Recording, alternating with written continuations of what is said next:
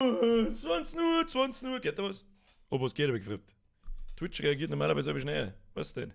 Selbst spielen, schönen Abend, hab ich die hab ich die. Der Rest auch, was denn? Bei mir zeigt es auf YouTube noch nicht so. Das ist wirklich unfassbar, wie weit das YouTube hängt. Das ist unfassbar. Da mindestens haben wir jetzt halt 20 Sekunden, 25 Sekunden, ich sage aber noch nichts. Jetzt erzähl ich was. Weißt du, was ich dir da sag? Wissen Sie, ich will so her, ich bin selber, geh weg jetzt da. So, Achtung, Moment.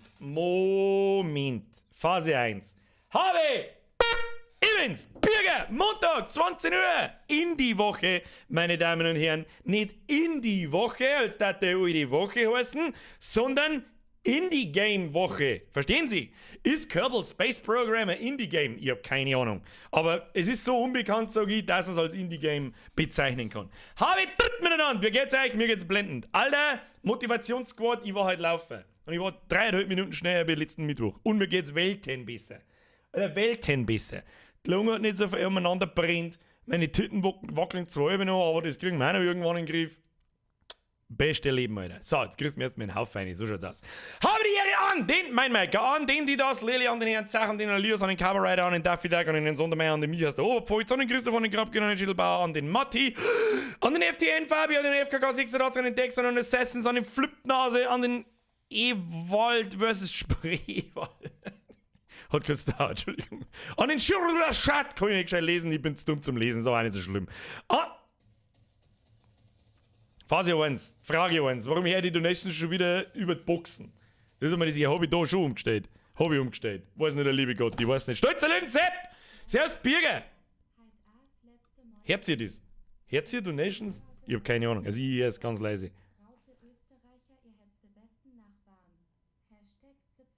Zipferbier! Du hast auch jede Woche, du wechselst da deine Biersorten wie Unterhosen. Jede Woche, nice. Lebenshappy as always, merci dir. Servus Bürger, heute das letzte Mal aus Linz, morgen muss ich leider wieder heim. Hashtag Österreicher, ihr habt die besten Nachbarn. Hashtag Zipferbier. Können das Österreicher im Chat bestätigen? Ich weiß nicht, ich glaube schon. Nö. Ja gut. Zipfer ist das Beste? Nö. Na. Was dann? Der Gösser-Sepp, sag's es, oder? Sag's, Gösser-Sepp, Zipferbier, was weißt du nie, oder? Was denn dann? Klärt mich auf. Puntigammer. Wieselburger. Stöttner wahrscheinlich. Anstatt Stöttnet. Sappel. Zipfer Exporting. Ja, der dreht hinten nicht um.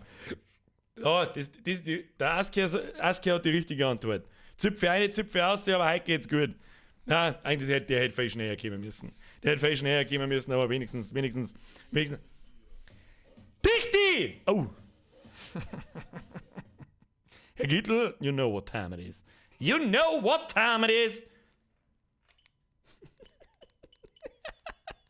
Wird das letzte.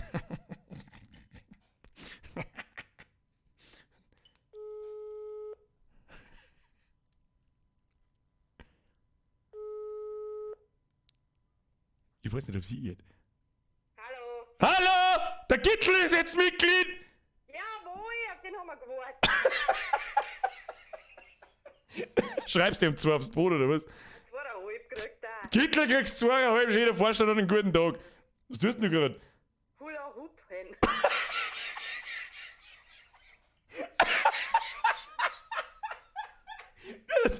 Fürs Hula Hoopen zahle ich aber nicht. Ja, du zahlst mir halt gar nicht. Okay, Lieblinge, bitte auf. Tschüss dann.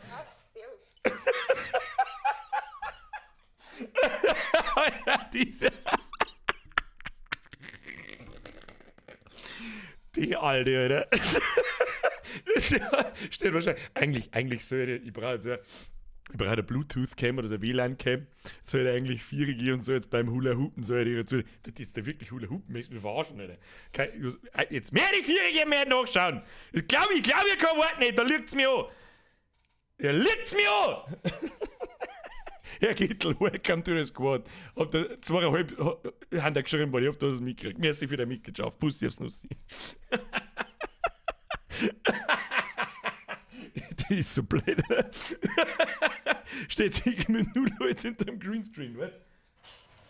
Na, Nein, das war das Allergeilste, war jetzt, wenn ich das runterlasse und sie steht da und tut Hula Hupen. Das, Alter, unbezahlbarer Witz, leider verkackt. So. wir schauen. Ihr habt keinen Donation-Ton, ich weiß schon.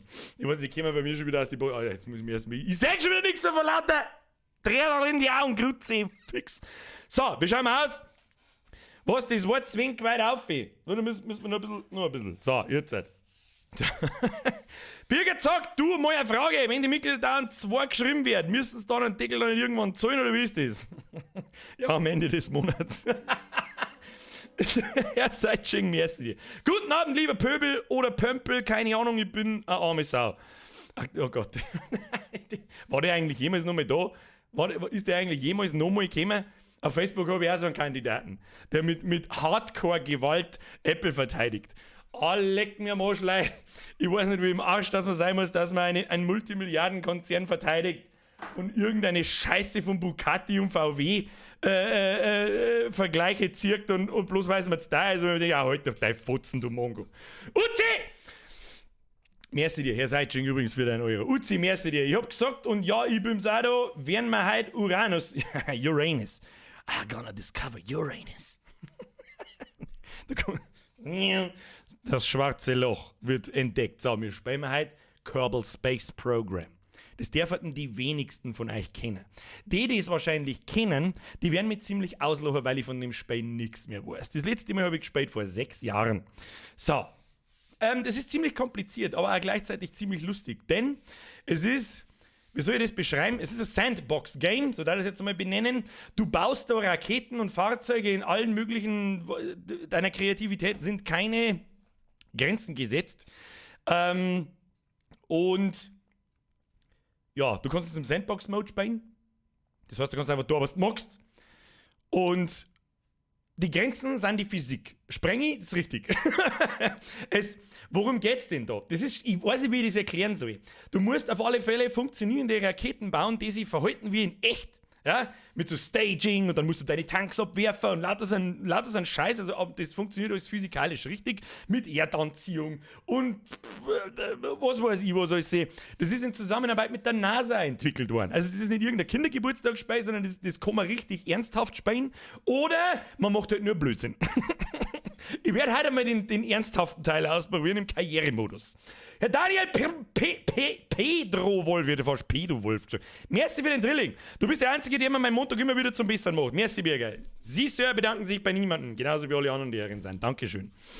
Sideching, nochmal merci. Bester englischer Anmachspruch. There would be only 7 planets if I destroy Uranus.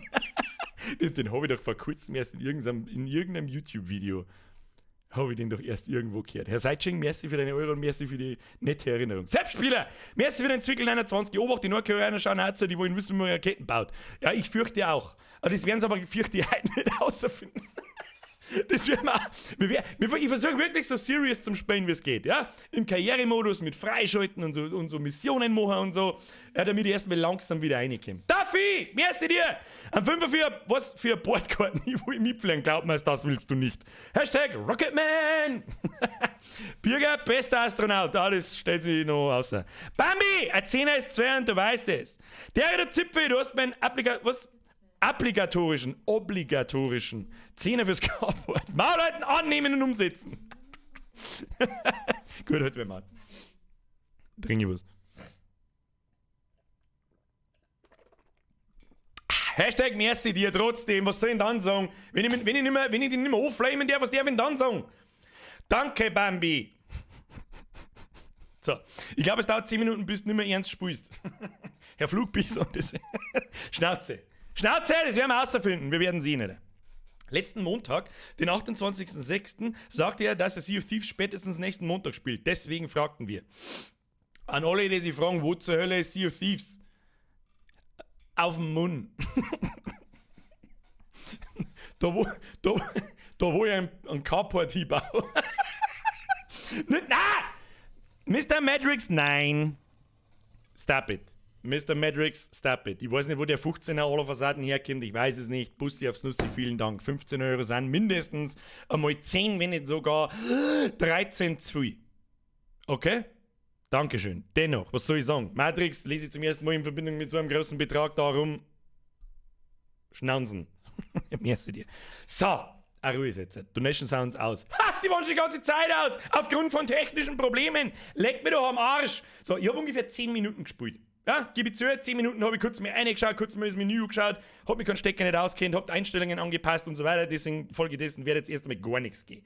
Ich starte jetzt einfach mal das Spiel und dann schauen wir mal. Ich werde sowieso die Hilfe brauchen von den Leuten, die das Spiel schon kennen, weil ich keine Ahnung mehr habe. Alter. Absolut fucking keine verdammte Ahnung mehr. So, geht jetzt da einmal was auf. Squat! Wo liegt der Affen-Squat? Passt perfekt, Alter. Ist schon ein Gmade Wies. Ist schon Gmade Wies. Brauchen wir gar nicht weiter diskutieren. Alter. Wollte eigentlich Bettle gehen, aber jetzt bleibe ich, bis die erste Rocket implodiert. Ich bin mir gar nicht sicher, ob wir mir direkt von Start weg Raketen bauen können. Aber das werden wir sehen. Andi, im ersten wieder Euro. Houston, we're going to have problems. Ja. Rakete bauen, spulen wir nix. Eine Cluster-Langstrecken Rodian, was war der dritte Rohstoff? Was ich weiß in meinem eigenen Spiel nicht, das ich 8 Jahre lang gefühlt programmiert habe, wie der dritte Rohstoff heißt. Birger, du Mongo! Schmidi! I'm sorry, zu spät. Trotzdem, ich feiere die, als wäre jetzt erster Gewinn. Schmidi, merci dir, Andi, merci dir. So, jetzt ist er Ruhe. Es dauert ein wenig lang zum Lohn, ja, obwohl ich eigentlich ein ziemlich massiv... Spiel ist mittlerweile 10 Jahre alt. Aber lasst euch mal nicht von der Grafik abschrecken, also das Allerwichtigste. So, wenn diese Musik nicht fucking epic ist, dann weiß ich es auch nicht. Den haben wir gar nicht lange mal an. Spiel starten. Neu starten. So, gibt 3 verschiedene. Für alle, die das Spiel jetzt nicht kennen. Ich versuche es zumindest so weit zu mir erklären, wie ich es noch weiß. Ja? So weit, wie ich es noch weiß. Und ich weiß echt nicht mehr viel. Aber egal. Es gibt einen Sandbox-Modus, da haben alle Module für alle Raketen und jeder Scheiß ist schon freigestellt. Du musst dir um nichts kümmern, das Geld spielt keine Rolle, Wissenschaftspunkte spielt keine Rolle und so. Und da wirst du recht erschlagen. Ja, da gibt es so viele Module, da weißt du überhaupt nicht, was zur Hölle ist. Das sind 28 verschiedene Antriebe und what the fuck. Markus!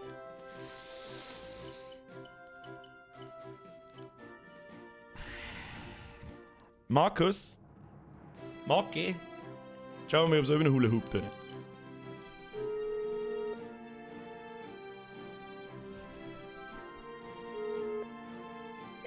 Du störst mein Hula-Flow, du. Deine Hula-Flow! Hula-Flow. Sag das einmal am Macke, der ist jetzt im Jahr-Mitglied. Ja, geilo. Oh, geilo! Kannst du zwar schreiben, währenddessen du abhula hupst. Ja, natürlich. Einfach geschmissen. Was? Du sollst nicht schmeißen, du sollst schreien. Ja. Tschüss dann! Diese Frau macht mich fertig! Macke, welcome to the squad. Merci für deine Mitgliedschaft. Uzi, merci für der scheiß Mund kriegt der Carport und ich nicht. Irgendwann komme ich. Dann steht der Carport am nächsten Tag in der Früh vor deiner Haustür und du denkst dir, fuck, Alter, jetzt hab ich einen Carport.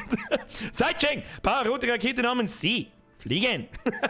Werden wir mal. Matthias, merci dir! Sagst am Vorstand einen schönen Gruß. Scheißdreck, das war jetzt das nächste Mal, sage ich hier, vom Mathe einen schönen Gruß. Und viel Spaß beim Ringerschwingen. Mach ich auch im Sommer mit meiner meinem ersten Bauchlappen von unten. Kenny, ich mach das mit meinem, nein, sag's nicht, mit meiner roten Rakete, Alter. So, Sandbox-Mode, bla bla bla, wir spielen auf alle Fälle Karriere. Und da ich diesmal nicht unvorbereitet in den Stream hineingehe, also zumindest nicht komplett, kann man da rechts seine Flagge auswählen. Ne? Dann hast du ein geiles Symbol an deiner Raketen immer dran. Ich hab mich vorbereitet. Wer erspäht's? Wer erspäht's? Kannst du es erspähen? Es funktioniert tatsächlich. Das habe ich vorher nicht ausprobiert, aber es funktioniert offensichtlich. Das ist der Vollraum-Squad, Alter. Der rote Rakete-Squad. So, to the moon and beyond.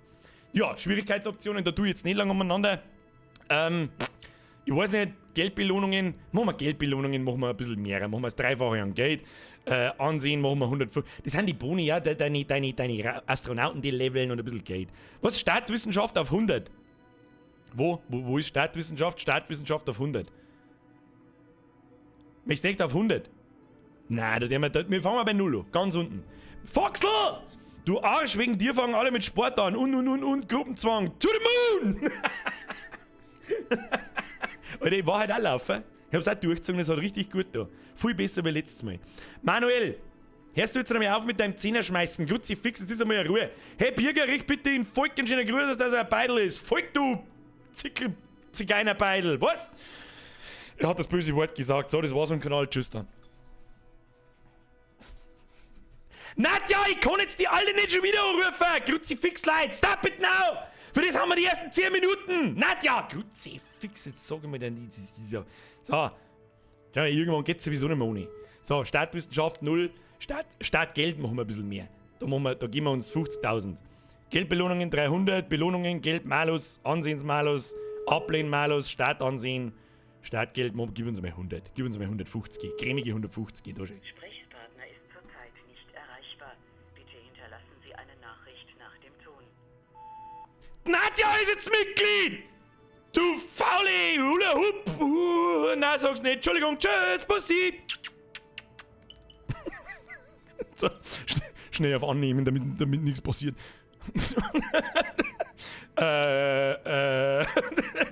Der mal auf Start. Der gechillt im März für den Euro. Jetzt ist der Ruhe! Kruzifix, jetzt auf mit der Donate 3, weil wir jetzt irgendwann einmal fliegen müssen. So, Karrieremodus starten. Es gibt bereits ein Spiel mit diesem Namen. Abbrechen, was müssen wir? Pass auf. Stream to the rote Rakete! Starten. So, jetzt. Dauert ein bisschen. Und dann versuche ich das einmal zu erörtern, was da eigentlich los ist. So, ich habe das UI angepasst. Ja, das war das Einzige, was ich an Einstellungen vorgenommen habe, damit dieser Text nicht so winzig ist, weil sonst ihr nichts lesen könnt. Willkommen im Weltraumzentrum. Schön, dich kennenzulernen.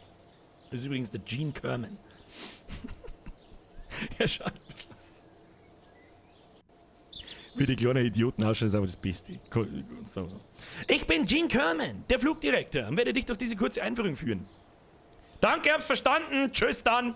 So, das ist unser Testgelände. Das ist quasi das Menü. Ja, da klicke ich jetzt einfach mal irgendwo ein, Forschung und Entwicklung. Bam! Da haben wir da einen Forschungstree. Zoomen wir mal ein bisschen raus. Ja, da gibt es ordentlich was zum Forschen. Und forschen tust du mit diesen Wissenschaftspunkten da herum. So viel weiß ich noch. Und die kriegst du, wenn du so Wissenschaftsmodule an der Raketen noch nicht baust und dann zum Beispiel, weiß ich nicht, 100 Meter hoch fliegst und dann machst du da eine Temperaturprobe und dann fliegst du im Weltall und machst da eine Temperaturprobe und so weiter und so fort. Und die musst du dann zurückbringen und dann hast du diese Wissenschaftspunkte und dann kannst du neue Module für die Raketen dann bauen. So. Da sich aber kein Mensch vorstellen kann, was zur verfickten Hölle aller, wo Raketen bauen und überhaupt und sowieso. Schauen wir uns erstmal, was da Mr. Wolf, mehr als 5. Hier werden gleich mehr Kerbal-Nauten sterben. Wie preisen im Oktoberfest? Erst einmal, stop it. So nicht. So, es gibt einen Astronautenkomplex. Ja, da hast du deine kleinen Astronauten drin und die schauen halt alle so lustig ulkig aus. So, hier der Bob Kerman, der Bill Kerman und der Jebediah Kerman. Ja, das ist der wichtigste. Das ist der allerwichtigste. Der beste Leben aller. So, ist aber auch nicht so unfassbar wichtig. Was haben wir noch? Ein Raumschiffhangar und eine Fahrzeugfabrik. Das ist so das, da gehen wir jetzt mal kurz rein. Mal schnell reinluren. Willkommen in der Einrichtung Fahrzeugfabrik. Hallo, ich bin Wernher von Kerman. Lustiges Easter Egg. Leiter der Raketentechnik. Jawohl, und ich bin der Birger to the Moon. So, das kapiert. Drauf geschissen, brauchen wir jetzt nicht. Auf alle Fälle baust du da der Raketenherrin zusammen. Wie das genau ausschaut, und das ist mit Abstand das spannendste Teil an diesem ganzen Spiel. Wie kommt man da wieder raus? Verlassen. Wir brauchen jetzt eine Mission. Das heißt, wo ist denn das eigentlich? Verwaltungsgebäude? Was kommt das? Oh Gott, an das erinnere ich mich nicht mehr. Oh, aber das ist eine sehr chillige Musik, oder? Oh, rote Rakete im Eck! Da ist eine rote Rakete im Eck! Ich hab's genau gesehen, rote Rakete. Hashtag rote Rakete. Was ist da überhaupt? Wissenschaft, ausgelagerte FI, was ist das? Er fordert 5% Geldereinkommen, bringt ein Wissenschaft pro 12.800 Gelder. Ich habe keine Ahnung, was das ist. Sind so Strategien oder wie? Ja, das schauen wir uns später an. Nicht so wichtig. Astronautenkomplex, Forschung, was haben wir noch? Missionszentrum. Das haben wir gesucht. Missionszentrum. Aha. Gene Kerman, willkommen im Missionszentrum. Bitte triff eine Wahl. So, wir haben da verschiedene Missionen. Ich glaube, die Sterne da an der Seite heißt, es schaut eigentlich nur ziemlich vertraut aus. Wirklich sehr ähnlich wie vor 6 Jahren. Bloß, dass ich jetzt 2 mehr DLCs habe und so weiter. So. Fangen wir einfach ganz oben an. Da müssen wir aber jetzt wirklich lesen, weil sonst check ich halt nicht, was wir tun müssen. Sammle wissenschaftliche Daten von Kerban. Kerban ist der Planet, auf dem wir uns jetzt gerade befinden, quasi die Erde. Briefing. Eines der Grundprinzipien von Kerban World's First Record Keeping Society ist die fortlaufende Erweiterung der Grenzen der Wissenschaft. Wir haben noch immer offene Punkte auf unserer Liste mit denen zu berechnen Rekorden und würden das gerne ändern. Es wird Zeit für dich, die Grenze ein weiteres Mal zu erweitern. Wir brauchen vor dem Start noch schnell einen Crewbericht. Wenn auf der Steuerkonsole irgendwelche Lampen leuchten, macht das nichts. Gib ihr einfach einen festen Tritt. Prestige, trivial. Ablaufdatum 5 Stunden 58 Minuten irgendwas. Ziele. Besorge oder übertrage beliebige Daten zu wissenschaftlichen Experimenten von Kerbin, um dieses Ziel zu erreichen. Ziel erreichen, dann kriegen wir Geld und einen Wissenschaftspunkt. Und was die goldenen Sterne da sind, weiß ich nicht. Was? Musik? Bürgermusik? Was für Musik? Ist die Musik zu laut? Oder was ist es? Was ist es? Das bedeutet Prestige, schreibt der Sprengi. Treten, wenn's nicht mag. Hashtag treten, wenn's nicht mag. Mir fällt nichts ein, mir ist es wieder ein Euro. Zombie-Minions, ja, ist ein bisschen wie der Herr Frankenstein schauen aus. Wie der Frankenstein seine Kinder. Was, nein, ist es leise, oder was? Dann mache ich ein bisschen lauter. Wir haben ja letzten Freitag ein bisschen leiser gemacht, ich weiß schon noch. So, pass auf, machen wir den Tee. Besser? Besser so? Sound angenehm? Stimme zu Musik etc. müssen wir bitte sagen. Also offensichtlich müssen wir nicht recht viel tun, außer wissenschaftliche Daten irgendwo auf Kerbin sammeln. Also die leichteste Mission von allen, die nehmen wir einfach mal an. So, haben wir jetzt einen aktiven Auftrag und dann gibt es einen zweiten. Starte unser erstes Raumfahrzeug. Da lese ich jetzt den oberen Scheiß da nicht mehr zusammen. Aber egal, wir möchten das Weltraumprogramm mit einem richtigen Paukenschlag beginnen. Möglichst aber einen kontrollierten Paukenschlag. Ja, das wird dann schon entscheiden. Prestige, trivial, Ablaufdatum 3 Tage, 5 Stunden, 58 Minuten. Ziel. Starte dein erstes Raumfahrzeug von der Startrampe oder der Startbahn aus, um dieses Ziel zu erreichen. Ja, gibt auch einen Wissenschaftspunkt und 9600 Geld. Gibt sogar, oh, man kriegt bei einer Mission auch ein bisschen einen Vorschuss. Das habe ich nicht gewusst. Also, dass du vorab ein bisschen Geld hast, damit du deine Raketen überhaupt bauen kannst. Und bei Abschluss gibt es nochmal 6200. Okay. Das heißt, wir müssen sparsam bauen, um unsere Missionen zu erreichen und genau das werden wir da, so einfach wie möglich am Anfang. So, annehmen, wir haben jetzt diese zwei Dinge. Wir müssen einfach nur wissenschaftliche Daten sammeln und irgendein Drum, fliegen. Zum Fliegen bringen. Und jetzt, der spannendste Teil in dem Ding ist einfach die Konstruktion von Raketen. So, ich hoffe, wo muss ich mich hinschieben, dass man anständig sieht. Ist das für euch wichtig da herunten? Das ist unser Gate, oder? Das ist unser. Seht ihr das? Ja, ich lass mich mal da herum, oder? Das ist in Ordnung. Machen wir ein bisschen kleiner? Ja, drauf geschissen, ne? Mr. Spezies, frisch angefangen. Jawohl. Also, ich habe das letzte Mal gespielt vor 6 Jahren. Also, ich habe keine Ahnung, was ich hier tue. Ist aber nicht so schlimm. Das kriegen wir mir miteinander schon hin. Babene Rakete. So, als erstes müssen wir mir unser Vollbier-Squad-Rakete erst einmal benennen. Und die nennen wir natürlich rote Rakete Nummer 1. Schiffsbeschreibung: rote Rakete, rote Rakete, rote Rakete, rote Rakete, rote Rakete. Ausrufezeichen. So. Beste Beschreibung in Leben, Alter. Passt. So, du hast links dein Baumenü.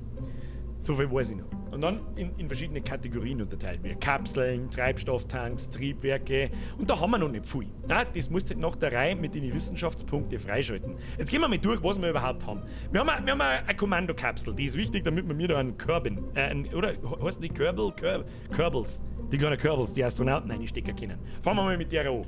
Klick, bam, haben wir es da. Oh, leck, der Editor an den wieder gewonnen. Okay, rechte Schau dir das an, da hängt unser Fahnen. Wenn die Fahne nicht brutal ist, dann weiß ich es auch nicht. Das ist ein bisschen entlenkt so. Aber das kriegen wir schon. Da, Bene! Fliegt's gleich um 5% besser. Brauchen wir uns nicht auch wieder. So, das ist die Kommandokapsel MK1. Dann Triebwerke. Oh, wir haben Treibstofftanks, haben wir noch keine. Triebwerke haben wir. Führen und Steuern haben wir auch noch nichts. Struktur, okay, das ist ein modules Trägersegment. So, und jetzt einmal, um ganz kurz zu demonstrieren, was zur Hölle, ich kapiere überhaupt nichts. So. Jetzt kannst du hergehen und kannst da die verrücktesten Konstruktionen bauen. So. Das Ding fliegt fucking nirgendwo hin. Aber nur um kurz mal anzuschneiden, was da eigentlich los ist. So, und das geht natürlich nicht bloß an die Snap-Punkte da wo es dann Ei raus, sondern du kannst es hinsetzen, wo du willst. Ja? Also du kannst da die verrücktesten, der Kreativität ist wie gesagt keine Grenze gesetzt, außer vielleicht die Physik. So, gehen wir mal weiter. Robotik, haben wir auch nichts. Kopplung, haben wir auch nichts. Nutzlast, haben wir nichts. Aerodynamik, oh, wir haben so Flügel. So Haifischflosserl. So. Das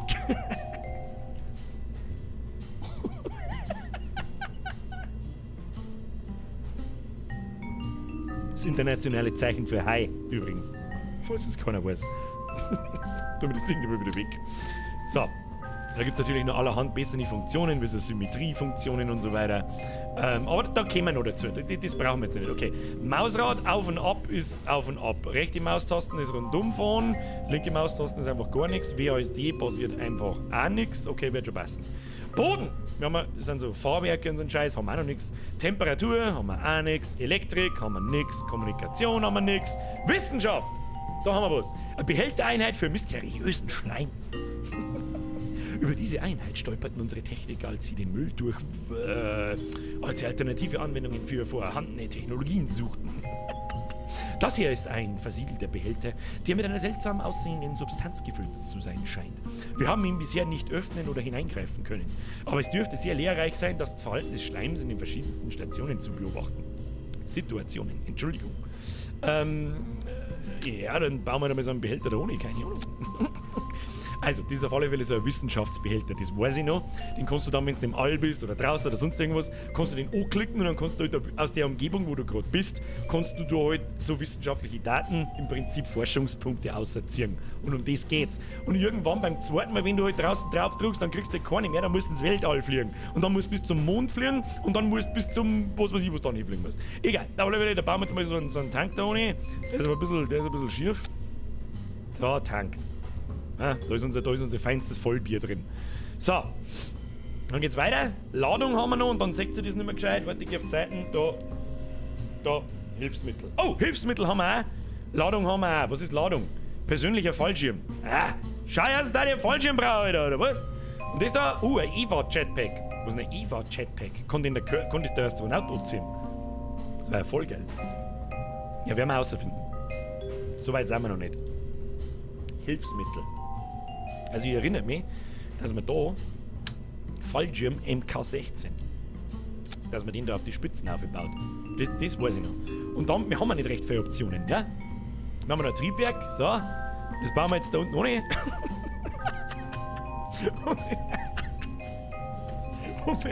Und wenn das nicht die scheiß verfickt krasseste Raketen ist, die du jemals in deinem Leben gesehen hast. Also, jetzt pass auf. Also, EVA ist gleich Weltraumspaziergang. Gentlemen, wusste ich noch. Also, was EVA ist, weiß ich noch. Und der Jetpack ist ja wahrscheinlich dann noch mit dem All so umeinander zum Fliegen. Alter, da sind wir noch meilenweit davon entfernt. So, ja, jetzt pass auf. Also, kosten tut uns die Raketen 2000. Einen Vorschuss haben wir gekriegt von irgendwie, wird die nur rot. Wenn wir Pech haben, ja. Okay. Ja. Oh. What crazy shit is this? Entfalten. Ist das damals auch schon gegangen? Okay. Jedes Modul hat eine Funktion, das weiß ich noch. Oder fast jedes. Du kannst da Sachen einstellen, Werte, Höhe, 1000, Min-Druck, ich hab keine Ahnung. Klang das ja nicht abbiegen, tu das weg. So. Aber wenn ich rechtsklicke auf unsere Kapsel tue, dann habe ich da Inventar, Radkontrolle, was für Radkontrolle? Reaktionsräder? Normal nur SAS? Keine Ahnung, Alter. Der Jebediah. Inventar ist der Jebediah Kerman und der hat einen. Okay, das ist das Inventar, okay, verstehe. Was das da ist mit L und T, weiß ich nicht, das ist das Gewicht wahrscheinlich. Also ganz furchtbar wichtig ist jetzt halt, das Ding ist physikalisch richtig. Also irgendwo hat es da eine Anzeige gegeben, wo man sich einen Schwerpunkt, ja genau, wo man sich den zentralen Schwerpunkt anschauen hat können. Wenn der zweit links ist oder zweit rechts, das können wir mal ausprobieren. Seht ihr das? Sobald ich das da ohne baue, dann geht der zentrale Schwerpunkt ein bisschen nach rechts. Dann fliegt die nicht gescheit, sondern dann fliegt die halt ein bisschen mit rechts drall und lauter so einen Scheiß. Jetzt gehen wir jetzt einmal da hin. Und was haben wir da noch? Elektrischer Strom ist ES, okay, den brauchen wir nicht, glaube ich. Monotreibstoff, weiß kein Mensch, was das ist. Was ist das da? Variante weiß. Wo ist die Variante rot? Oder brauche ich wahrscheinlich Mods? Oh, das hat er noch orangen Ring. Oh, jetzt schaut es aber super aus, schön. Orangen Ring, schade. Schade, das, wenn ich gewusst hätte. Da brauche ich wahrscheinlich Mods dafür. Ja, egal. Auf alle Fälle brauchen wir jetzt noch, Flügel. Und dann machen wir unseren ersten Teststart. So, Aerodynamik, da machen wir noch so eine einfache Flosse. So, und jetzt gibt es da ein super cooles Tool, nämlich da herunten, da kannst du so Symmetrieanzahl durchschalten, das ist wahrscheinlich X hat der Sprengi gesagt. Dann machen wir jetzt da mal so radioaktives Zeichen. Dann machen wir 6, was passiert. Machen wir, ja, dann wären es 4, dann wären es ganz furchtbar viel. Ich bin für ganz furchtbar viel. Schau dir das an. Schau dir das Ding an, Alter. Schau dir das Teil an. Wenn das nicht 5000 km/h, dann weiß ich es auch nicht. Rechts unten auf die XXX MS klicken für mehr Daten. Wo? Wo ist XXX? Da. RFS, Schub, SGV, ZGD, ich hab da keine Ahnung. Das Ding soll einfach nur geradeaus in die Luft fliegen. So, was haben wir da? Aufträge. Sammle wissenschaftliche Daten von Körben, kriegen wir hier wieder. Technikerbericht. Teile 12 von 30. Masse 2,5 Tonnen von 18. Größe, Höhe 3,1 Meter. SGV Schub-Gewicht-Verhältnis. Oh, Sprengi, der Raketenwissenschaftler oder was? So, letzter wichtiger Schritt vor dem Start. Und das erinnert mich auch noch, weil es der Twitch Honig Dax gerade schreibt: Staging. Staging ist folgendes. Du kennst doch das, wenn eine Raketen losfliegt und irgendwann dann bei Atmosphäre austritt oder irgendwann, ich kenne mich doch auch nicht aus, dann sprengt's doch die Tanks so ab und nach unten und so weiter und so fort. Das ist in dem Spiel, ich weiß nicht, ob man das in echt auch Staging nennt. Du kannst hergehen und da rechts unten ist dein Staging. Das heißt, wenn ich jetzt so mit dem Mauszeiger drüber geht, das ist der Fallschirm, ja, dann blinkt der da oben grün. Das heißt, wenn ich auf Leertaste drücke, dann wird dieser Befehlsblock, nennen wir es mal so, ausgeführt. Und der zweite ist der Treibstoff. Das heißt, wenn ich jetzt auf Leertaste drücke, dann fängt der Treibstoff an, also dann zum Ausrotzen und gleichzeitig geht der Fallschirm auf, was natürlich dumm war. Und gut, dass der Twitch Honigtags schreibt, weil sonst hätten wir es jetzt genauso gemacht. So, dazu ziehe ich das da einfach aus und dann ist es nicht so gegangen. Dann muss ich unten aufs Plus gehen. Plus. Und dann, so, was ist denn jetzt da? Was kommt denn jetzt da als erstes? 0 oder 1? Also nach Adam Riese kommt bei mir 0, aber ich habe gemeint, das erste ist das da herunten. Kann man das benennen? Ich habe keine Ahnung, alle.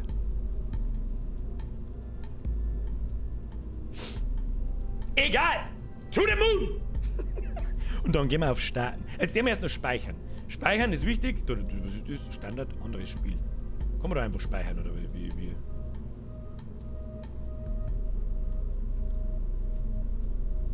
Oh, da habe ich mir so ein Steam-Teil runtergeladen.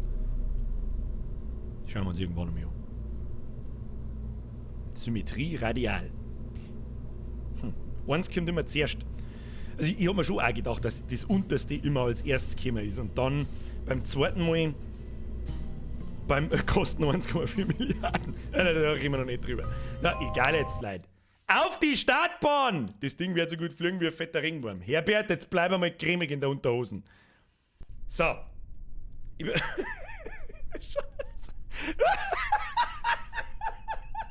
Das schaut aus wie der Analplug von deiner alten, Alter. So, also wir kommen jetzt, glaube ich, auch nicht mehr recht viel da aus Festtreibstoff. Kann man eigentlich irgendwo, was haben denn, wo, bevor wir mir da fliegen, wo wir ihn langsam, egal, Alter, wo ist die Tröte? Achtung, die Vollbier-Squad-Rakete. Das Ganze hart erkläre ich dann gleich, so, falls ich überhaupt kann. Ich weiß sowieso nicht mehr alles. Scheißegal. Ja, es gibt nur Vollgas. Ja? Wir haben da so ein. Oh, Countdown! Leirabur! Hau ihm eine! 5, 4, 3, 2, 1.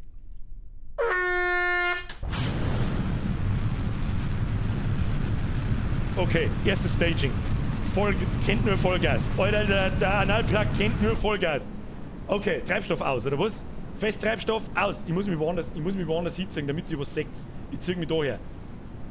So, jetzt siehst du schon, da auf der linken Seite Festtreibstoff und das erinnert mich, der ist jetzt aus. So, wie hoch sind wir? Da herum ist der Höhenmesser. Wir haben quasi. Oh, das ist neu. Das kenne ich nicht. Wir haben quasi über Wasser. Sag ich das richtig? Nein, das stimmt doch hinten vorne nicht. Wir haben 10.000 Meter in der Luft. Was wir jetzt da müssen? Rechtsklick, mysteriösen Schleim beobachten. Mysteriöse Schleimbeobachtung beim Flugkörper. Der Schleim wackelt und schwabbelt herum, während das Raumfahrzeug fliegt. Wir kriegen mal 7 Wissenschaft. Experiment behalten. So, mehrere kommen noch gar nicht da. Darauf geschissen. Können wir sonst irgendwas da? Ich hab keine Ahnung, Alter. Okay, es geht langsam wieder gegen Erde. Daten überprüfen, Schleimbehälter zurücksetzen. Crew Report in der Kapsel. Rechtsklick. Raumfahrzeug von hier aus steuern. Raumfahrzeug umbenennen. Drehmoment ein, aus liegt der Crewbericht. Crewbericht, jawohl. Nice. So, jetzt geht's steil. Wir haben, da ist uns übrigens unsere Geschwindigkeit. Wir fliegen mal 200 Meter pro Sekunde. Das ist absolut zu viel. Okay, kriege ich da jemals wieder einen Fallschirm auf? Wann muss ich einen Fallschirm ziehen? Das weiß doch ich nicht mehr. Ich sage jetzt einfach mal, wenn ich da herum in dem hellblauen Bereich bin, das ist die Dichte der Atmosphäre, wenn ich mich richtig erinnere. So, Fallschirm auf! Fallschirm auf! Fallschirm auf bei 5 Kilometer in der Luft. Ich weiß nicht mehr, wie lange. Ich hab doch keine Ahnung! Ich hab keine Ahnung! Dein Alter, du sitzt zur Landung an! Schau, der Jebediah rechts unten, der ist absolut glücklich, Alter. Das muss gut sein. Ich hab keine Ahnung. Geht der von selber auf? Braucht der ein wenig Zeit? Oh Gott, es geht steil bergab. Es geht steil bergab! Ah! Bremsen! Schau her. Da kommt er oben, der neue Gnädel. Da kommt er oben. Easy, Alter. Oh, schau die Landung an. Magical Grafikfehler. It's not a bug, it's a feature. Erste Start, aber wir haben umgekippt, aber das ist nicht so schlimm. Was ist, wenn wir jetzt noch durchkennen? Können wir nicht, warte mal, wir kommen aussteigen. Kommen wir irgendwie aussteigen?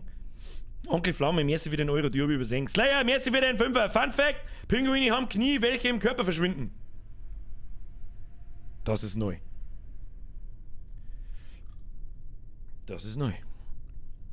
Also, da, Eva einsetzen. Wo ist er jetzt? Wo ist denn? Muss er da nicht leveln? Das kann er nicht, oder? Alle Luken sind blockiert. Kann nicht raus! Verdammt! Er kann nicht raus! Und das sagt er in der Dings drin. Wie geil ist denn das? Das hat's doch damals. Alter, seine Vierscheiß, seine Hint. Er hat Feistlinge. Wie kommt man da wieder raus? Nein. Wie kommt man da wieder raus? Ich weiß nicht, wie man da rauskommt. Wie kommt man da raus? Was ist da? Die ersten Meilensteine, Auftragsparameter überfüllt, Auftrag abgeschlossen. Ja, das passt alles. Und jetzt? Zum Sonnenaufgang vorspulen. Nein, Q und E, Kapsel drehen. Oh, da, ich seh bloß den Regler bei Q und E, wenn ich hin und her tue. Rollen. C. Oh, Mr. Gentleman. Nein, das war der Twitch Honigdachs. Merci. Ich sag schon, Twitch Honigdachs, Sprengi Gentleman. Absolute Pro-Gamer. Jack gibt's doch nicht. Ja, aber wir haben es geschafft, oder? Und wir können jetzt mal. Ich weiß nicht, das hat damals, hab ich es auf Englisch nur gehabt, keine Ahnung. Return Vessel hat's, glaube ich, geheißen. Und dann bist du wieder zurück in der Dings gewesen und dann hat's. Raumfahrzeugbergen.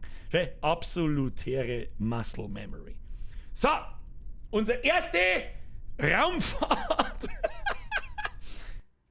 haben wir erfolgreich abgeschlossen. Hallo, die ersten 2 Missionen, absoluter Pro-Gamer.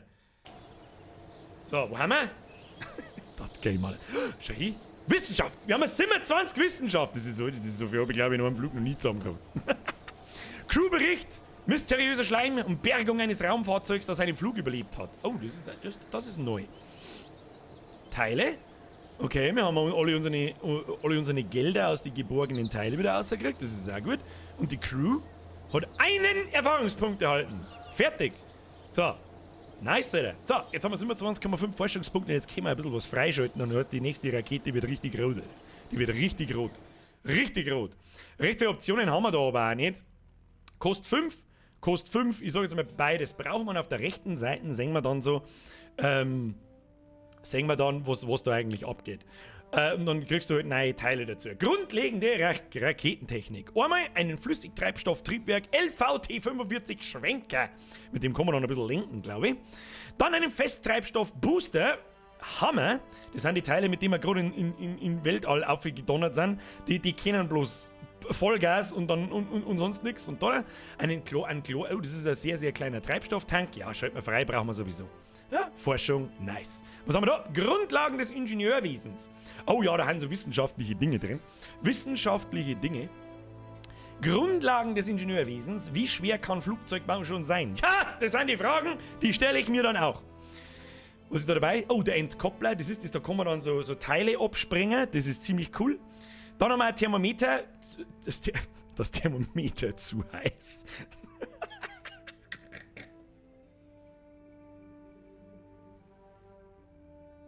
Köstlich. Dann haben wir einen Kommunotron, da weiß ich nicht mehr genau, was der tut, aber ich glaube, den brauchst ich gleich dann, wenn es soweit ist, zum Nachhausefunken von so Wissenschaftsdaten, wenn dein Gerät nie wieder nach Hause kommt. Was haben wir da? Ein Kommunotron 16S, das ist wahrscheinlich was Ähnliches, aber also Toleranz 7 Meter pro Sekundenwucht, innen, außen, was ist denn da der Unterschied? Keine Ahnung. Kommunotron ist extern auf dem Rumpf angebracht wird. Die Kommunotron 16 ist eine vielseitig einsetzbare leichte Antenne, die nicht nur für die Kommunikation über mittlere Entfernungen eignet, sondern auch als Ersatz für die Langstreckenkommunikationsanlage zum Abhören von geheimen Regierungsoperationen. Da kannst du nach Hause telefonieren.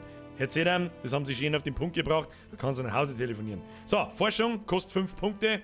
Dann haben wir immer noch 17,5. Was kostet die zweite Ebene? 20 geh schon hin. Da können wir Überleben können wir noch machen. Was ist in Überleben drin? Da haben wir, Hitzeschild, sau wichtig.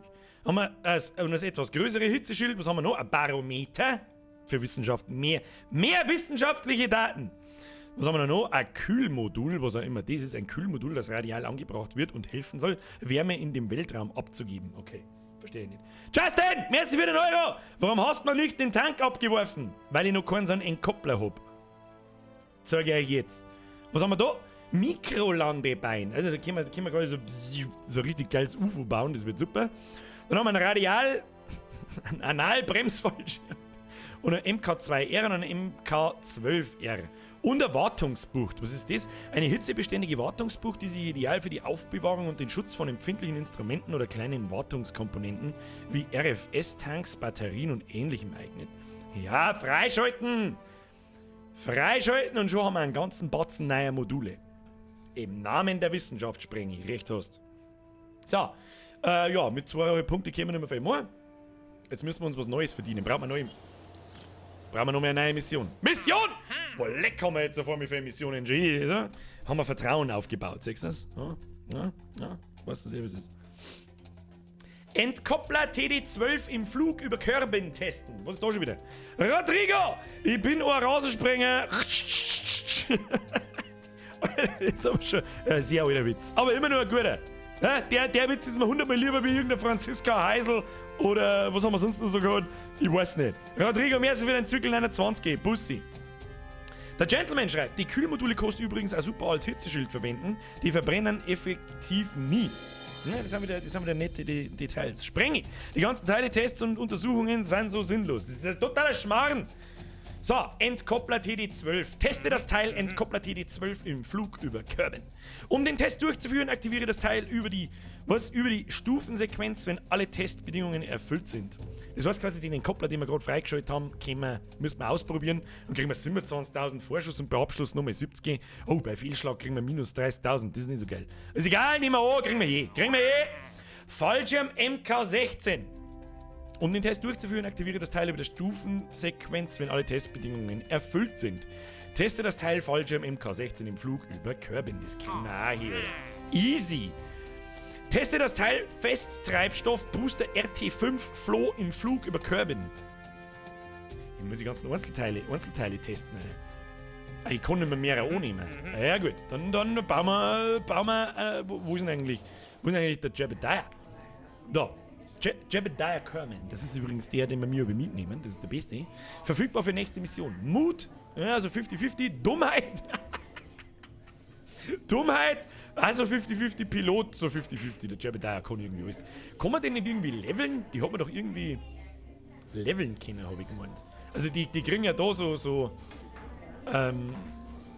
Prestigepunkte oder Erfahrungspunkte und dann kennen die irgendwas Besonderes. Keine Ahnung. Aber egal. Auch nicht so wichtig. Zurück ans Zeichenbrett. So, unser Analbild. Den bauen wir jetzt erstmal wieder auseinander. So, jetzt nehmen wir mit diesem Teil. Der Editor ist echt mächtig. Der ist echt brutal gut gemacht, aber das dauert eine Zeit, bis du da drucken kannst. So. Wir müssen was sind unsere Aufgaben? Wo steht da? Entkoppler TD12 und ein Fallschirm MK16. Ist das der Fallschirm MK16?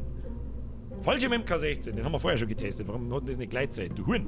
Was ist eigentlich das da?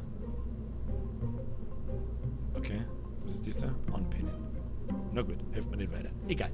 Auf alle Fälle schalten wir mal durch, wir haben neue Module gekriegt. Nice. Und zwar einmal den Wiedereintrittsmodul KV1 Zwiebel.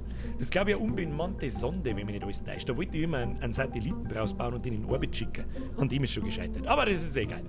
Treibstofftanks, da schau hier, ein Treibstofftank FL T100, den müssen wir mit Sicherheit später ausprobieren. Also brauchen wir noch nicht. Dann haben wir die Triebwerke. Wir haben einmal unseren Festtreibstoffbooster. Das sind diese Teile, die wirklich nur, du schaltest die Dinger ein und dann verbrauchen die einen Treibstoff und dann war's es. Was haben wir da? Flüssigtreibstoff-Triebwerk. Das ist ein Triebwerk, da kann man dann selber lenken und selber steuern wie schnell und so weiter. Und dann haben wir einen Festtreibstoffbooster RT10. Der ist schon ein bisschen größer. Ja, der ist einfach doppelt so groß wie der andere, den wir schon gehabt haben. Fliegt halt dann einfach länger und ist aber auch dann schwerer. Ja, schwerer und träger und was weiß ich nicht alles. Deswegen, wie tun wir das wieder weg? Warum kann ich nicht mehr weg tun? Ah ja, okay. So, den Scheiß machen wir auch mal weg. Was haben wir noch? Führen und Steuern haben wir nichts. Struktur haben wir vorher schon gehabt. Robotik, Kopplung. So, den müssen wir testen. Oder? Entkoppler. Wir müssen mal den Koppler testen. Gibst du mal den Koppler. Entkoppler. Zack. Und dann machen wir unseren kleinen Booster wieder ohne. So.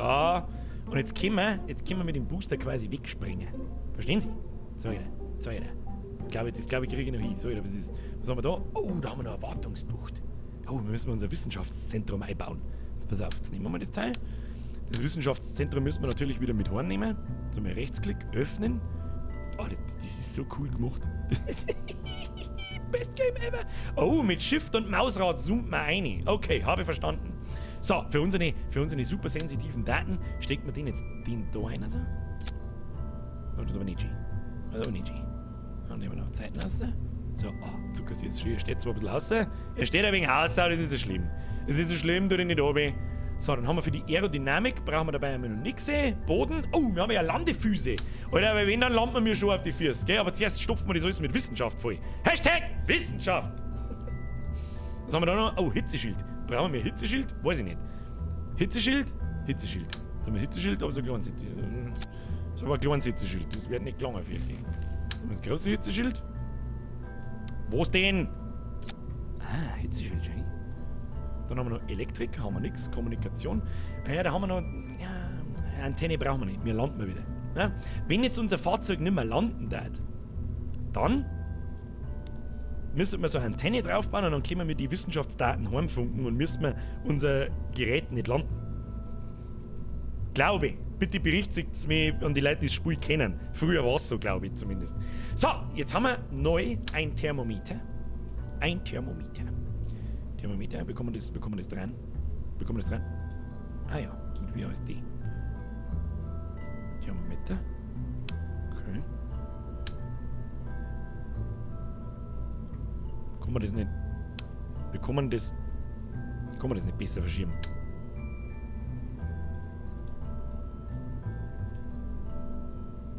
Ich möchte das Thermometer gern.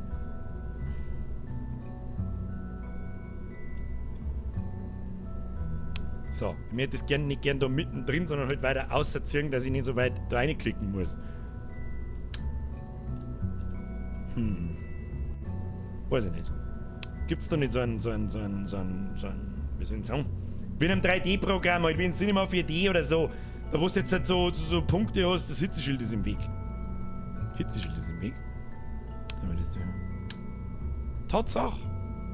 Wieso ist das Hitzeschild im Weg? Sprengi! Pro-Gamer! Dann bauen wir zuerst das Zeug da rein. Ja, easy, Alter. Hier haben wir ein Thermometer und dann haben wir ein Barometer, steckt man auch noch rein. Hier, das Barotron. Thermometer. Barotron und dann machen wir wieder zu. So, schließen. Ja, easy, Alter. Brudi. Und dann, glaube ich, müssen wir auch noch mal schnell aufmachen. Das Ding auch noch mal. Dass das da unten außer steht, passt mir auch gar nicht! Hitzeschild ohne. Wird schon passen. Verbrennt's da. Ja, wird schon passen. Werden wir sehen. Schließen! So, müssen wir wieder ein bisschen auszoomen. Ja, mit dem Editor komme ich noch nicht ganz klar. Ja. Das Muscle Memory ist noch nicht so ganz zurück, aber das kriegen wir schon. So, da wir keine absoluten Chernobyl-Kinder sind, machen wir jetzt den kleinen Tank machen wir weg. Und nehmen natürlich den großen. Tu her den großen. Frale! So, ein bisschen Aerodynamik. Diesmal eskalieren wir aber nicht so. Machen wir gekonnt vierfach. Oder? Machen wir vierfach. Schaut aber nicht sehr symmetrisch aus, Kinder. Ist das symmetrisch? Schau dir unsere rote Rakete an. Schau dir unsere rote Rakete an, die ist zauberhaft, oder? 3 ist stabiler wie 4. Gut, wenn der Mozart das sagt. Schauen wir, ob der Mozart auch ein Programmer ist. Schauen wir. Schau dir das so, wie gut das ausschaut. Schau dir das so, wie gut das ausschaut, das Ding. Hoppala. Wollte eigentlich nicht. Weiter auf. Schau dir das wieder. Rote Rakete! 2. Oh. Rote Rakete. Sie fliegen. Beste Beschreibung ever. So, und jetzt brauchen wir noch Füße. Richtig! Füße, Herr Utzmeier, ich hab schon gesehen. Chef, hab schon gesehen. Wir brauchen noch Füße, wir müssen ja landen. Auf unseren Füßen. So, wo tun wir die hin? Ein bisschen ein Problem, wo hatten die Füße drin gewesen? Robotik, Struktur, Führen und Steuern. Nein, wo sind die drin gewesen? Da wahrscheinlich. Ja, Mikrolandebein. Schauen wir mal. Oh, das ist gar nicht so mikro. Schauen wir mal das so. Das ist überhaupt nichts Mikro. An die Psuffe. Jetzt ist die Frage. Abgeschirmt entfernen, eingefahren starten. Aber das wird am Arschlecker nicht gelingen. Brüder, das wird nicht gelingen. Kann man die an der Ding nicht festmachen? Kann man die an der Wissenschaftsstation nicht festmachen? Was ist denn das für Käse?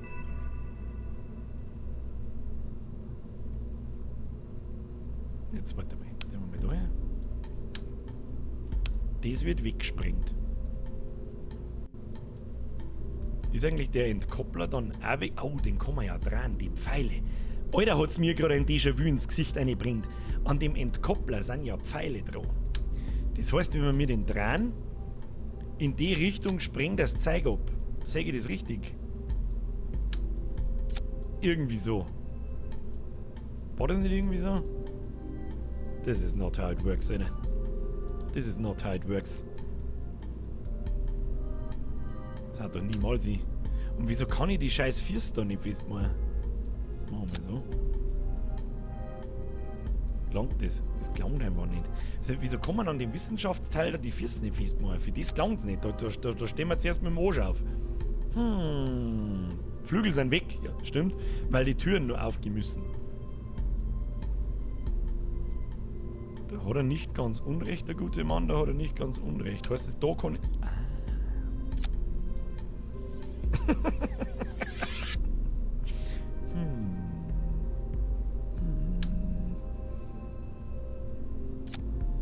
Kann das funktionieren?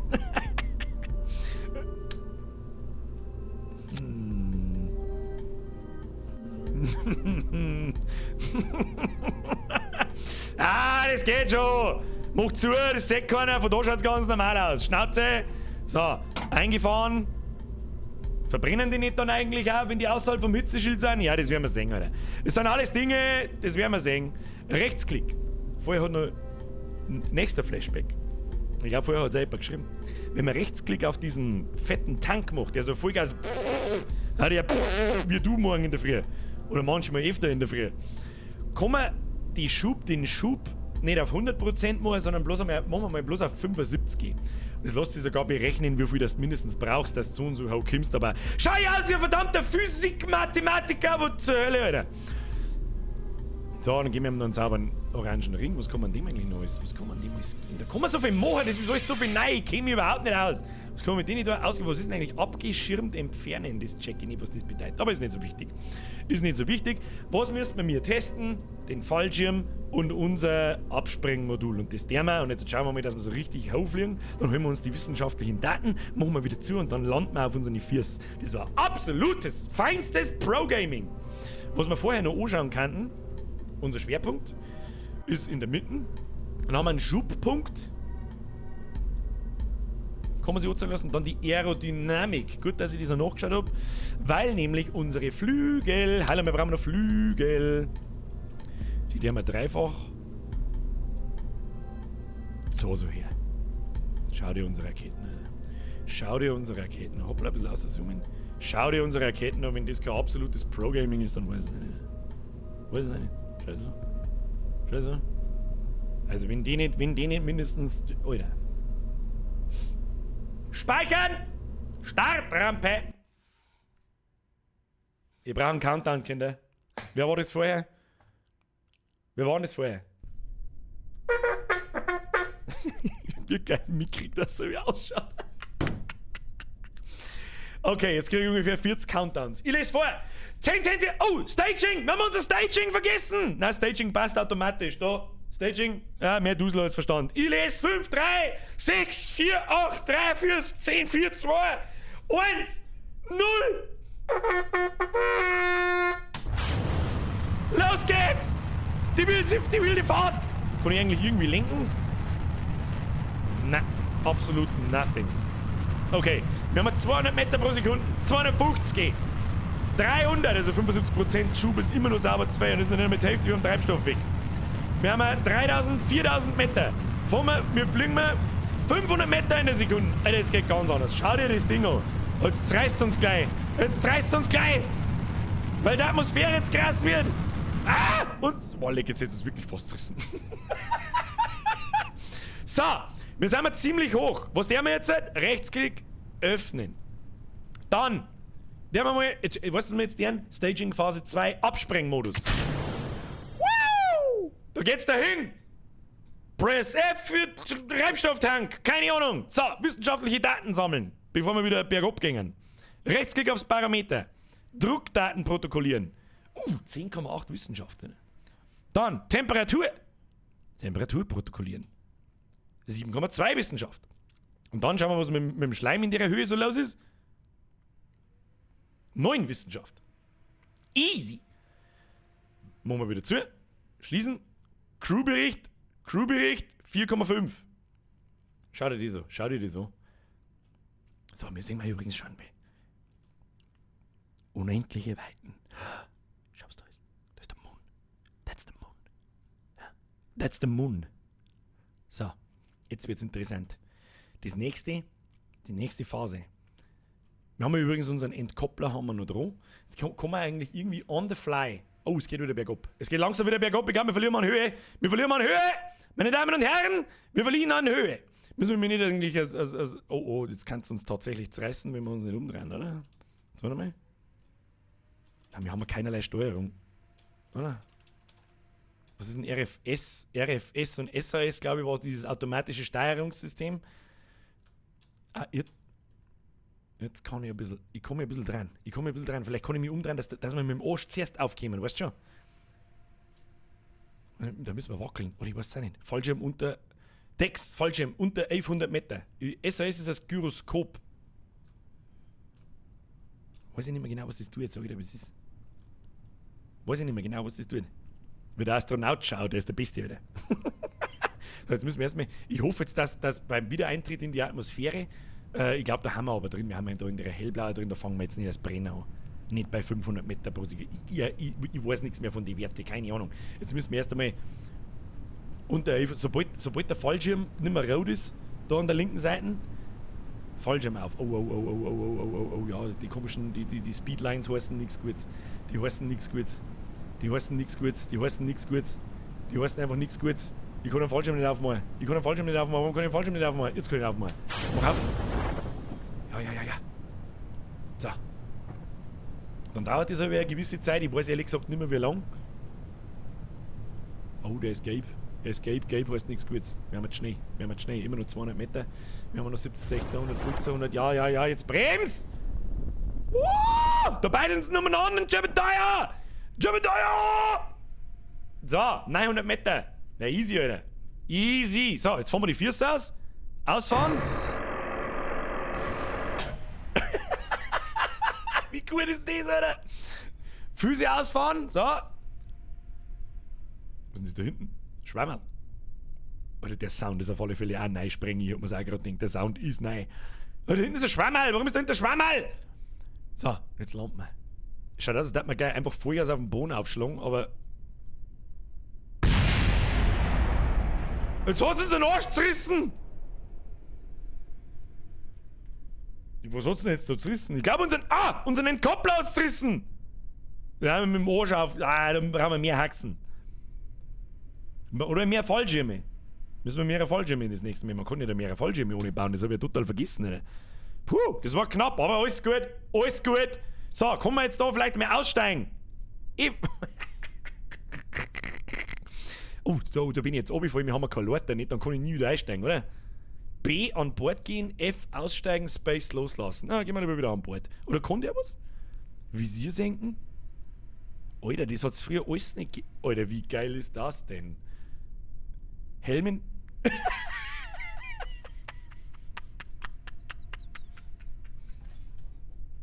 Wie geil das ausschaut! Oh, Eva-Bericht. Oh, da nehmen wir eine 2,4 Wissenschaft mit, den nehmen wir mit. Freilich, Bericht prüfen.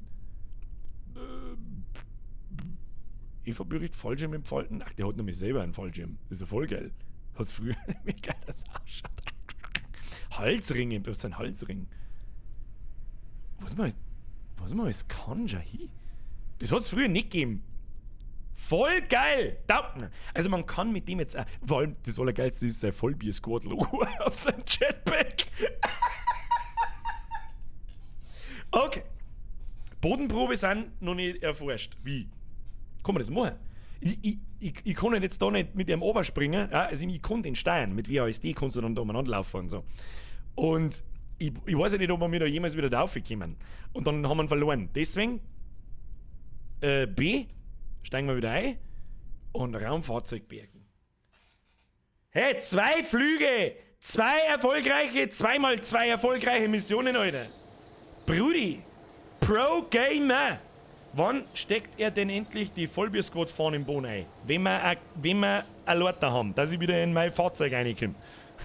Die 41 Wissenschaft! Alter, wir haben ja voll die Raketenwissenschaftler, da geht's ganz anders. Weiter. Da haben wir 639.000 Credits verdient. Brudi! Und der Jebediah Kerman hat keine EP erhalten. Aber warum denn? Da bin ich jetzt aber schon ein wenig enttäuscht. Forschung und Entwicklung. Gleich nochmal Zeug freischalten. Los geht's. Wir können alle 2 Bereiche freischalten. Stabilität und Allgemeines zur Raketentechnik. Was ist das? Ein größerer Treibstofftank. Der richtig fette Booster. Und ein Flüssigtreib. Jetzt wird's interessant. Und Stabilität. Ein Radialentkoppler, ein Winglet und aerodynamische Bugnase. 555 Bugnase!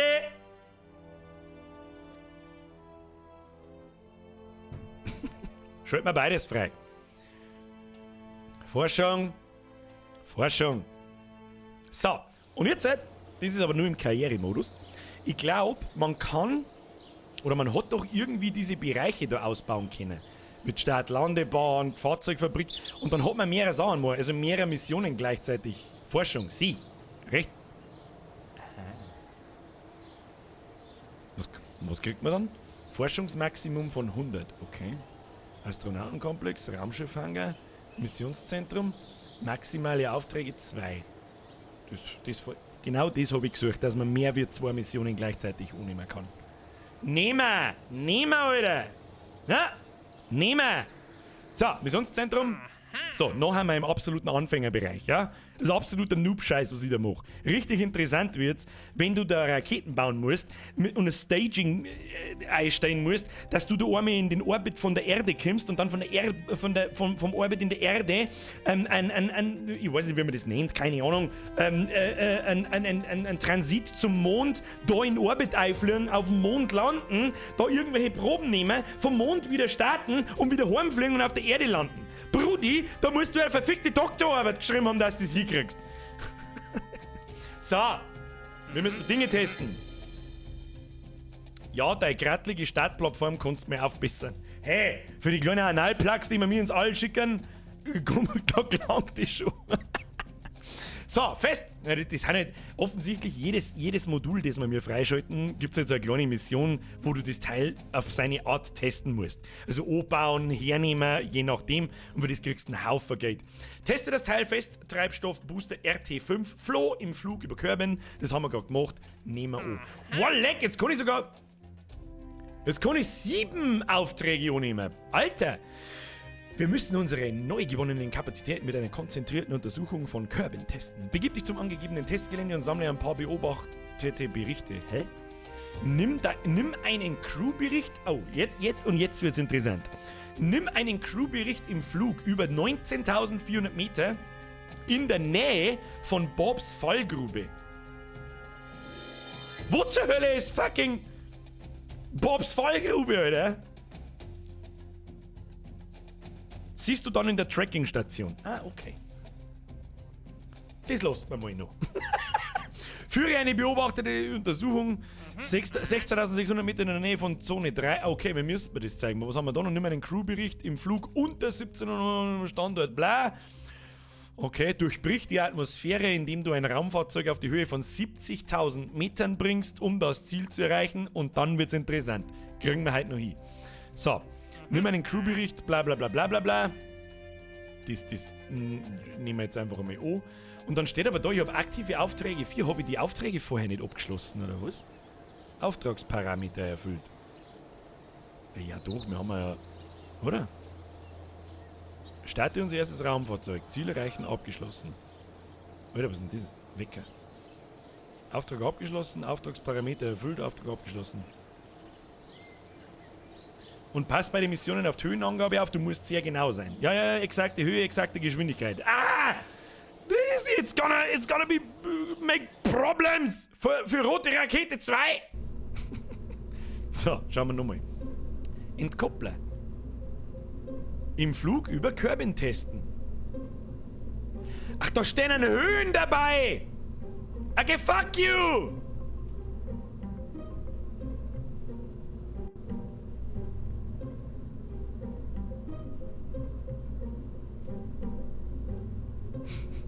Lesen, Bilder. Halt dein Maul sprengen.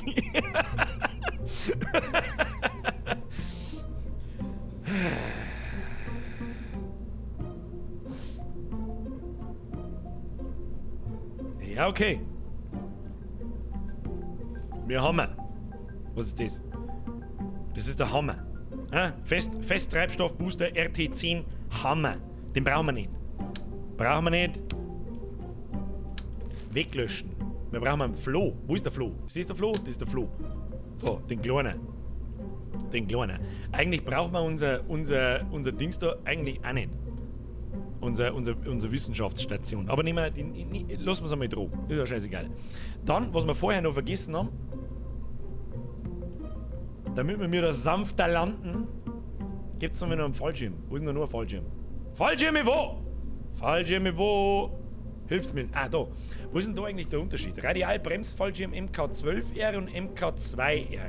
Masse 0,075, 0,1. Toleranz 12 Meter, 12 Meter, 50 Toleranz. Wo ist denn da der Unterschied, oder?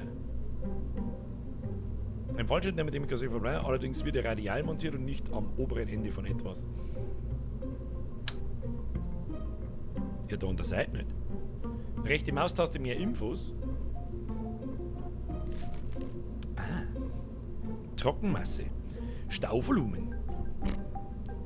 Effektiver Durchmesser 1,6 und 41,3. 1,3. Der ist ja voll riesig. Der blaue ist ja voll riesig. Nimm den kleinen. Nehmen wir zwei kleine, das muss klar. Dann nehmen wir zwei kleine. So, die werden wir also so symmetrisch anordnen. Pass auf. So. Schaut gut aus. Schaut gut aus. Schaut gut aus. Schaut gut aus. Gehen wir draus. Gehen wir draus. Schaut das gut aus? Ja, ich glaube schon. Schaut gut aus. Okay. Die geile Musik im Hintergrund. Sehr jazzig.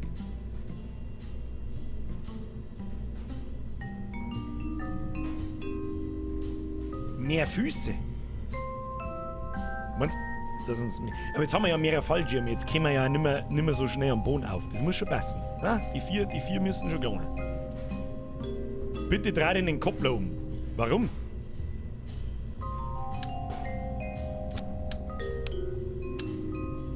Wo ist denn dann eigentlich genau der Unterschied?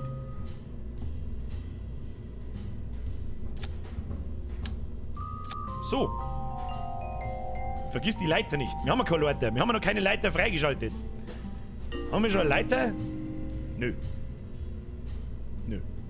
Keine Leiter. Aber nur ein paar Fallschirme, ein paar Treibstofftanks und sonst haben wir eigentlich nichts. Haben wir nicht viel. Aber wurscht, die anderen haben auch nicht viel. So. Wir müssen mal ewig das zeigen wollen. So, Schubbegrenzung. 75 war auch sauber zu krass, machen wir mal 65. Ja? Schub 65. Rote Rakete 2, bleibt rote Rakete 2. So, testen, starten! Du musst die Netzkoppler umdrehen, dass die Pfeile nach unten zeigen. Aber warum? Schießt das in die Richtung weg, oder? Oder da geht der Puffer hin, so pff. Und dann schießt er quasi in die Richtung so einen Luftstoß ab, oder wir verstehen das. Flügel? Scheiße, wir haben keine Flügel! Ha! Scheiße Flügel! Brauchen wir keine Flügel! Hau ab! Das brauchen wir. So, Körbin im Flug. Höhe 47.000 bis 55. So weit kommen wir sowieso nicht. Bist du besoffen? Schauen wir jetzt mal. 3, 2, ich kann nicht sehen, aber fliegen! Oh oh. Oh oh. Oh oh. Oh oh. Oh, der startet keinen Boden rein. Der startet keinen Boden rein. Wir kommen nicht mehr 3000 Meter hoch. Das wird nichts. Schauen wir, ob wir uns einen Haufen katapultieren können. Schauen wir. Oh, da können wir wenigstens, da müssen wir jetzt ein Ding, einen Fallschirm testen. So, abspringen. Und dann Fallschirm. Oder? Ja, hau mal. Schon hin. Ist das schon?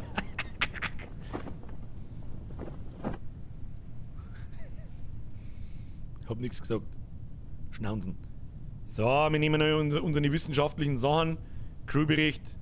Bagelt mal ein, oder kriegen wir schon nichts mit der 4.6 ist. 1,6. Also das kann man nicht willkürlich oft machen. Das ist ein bisschen dumm. Fussi ausfahren! Fussi! So, schauen wir noch aufs Thermometer. Temperatur protokollieren. Ja, kriegen wir auch vom Wissenschaftler hin. Barometer. Druckdaten. 8,4. Schau hier. Bis was geht schon raus. Und dann machen wir sicherheitshalber wieder zu. So. Jetzt, wir fliegen immer noch mit. Warum stehen wir so schief? Ja, und da haben wir jetzt bei dem Teil, was so physikalisch korrekt halt funktioniert. Wir haben halt die Fallschirme.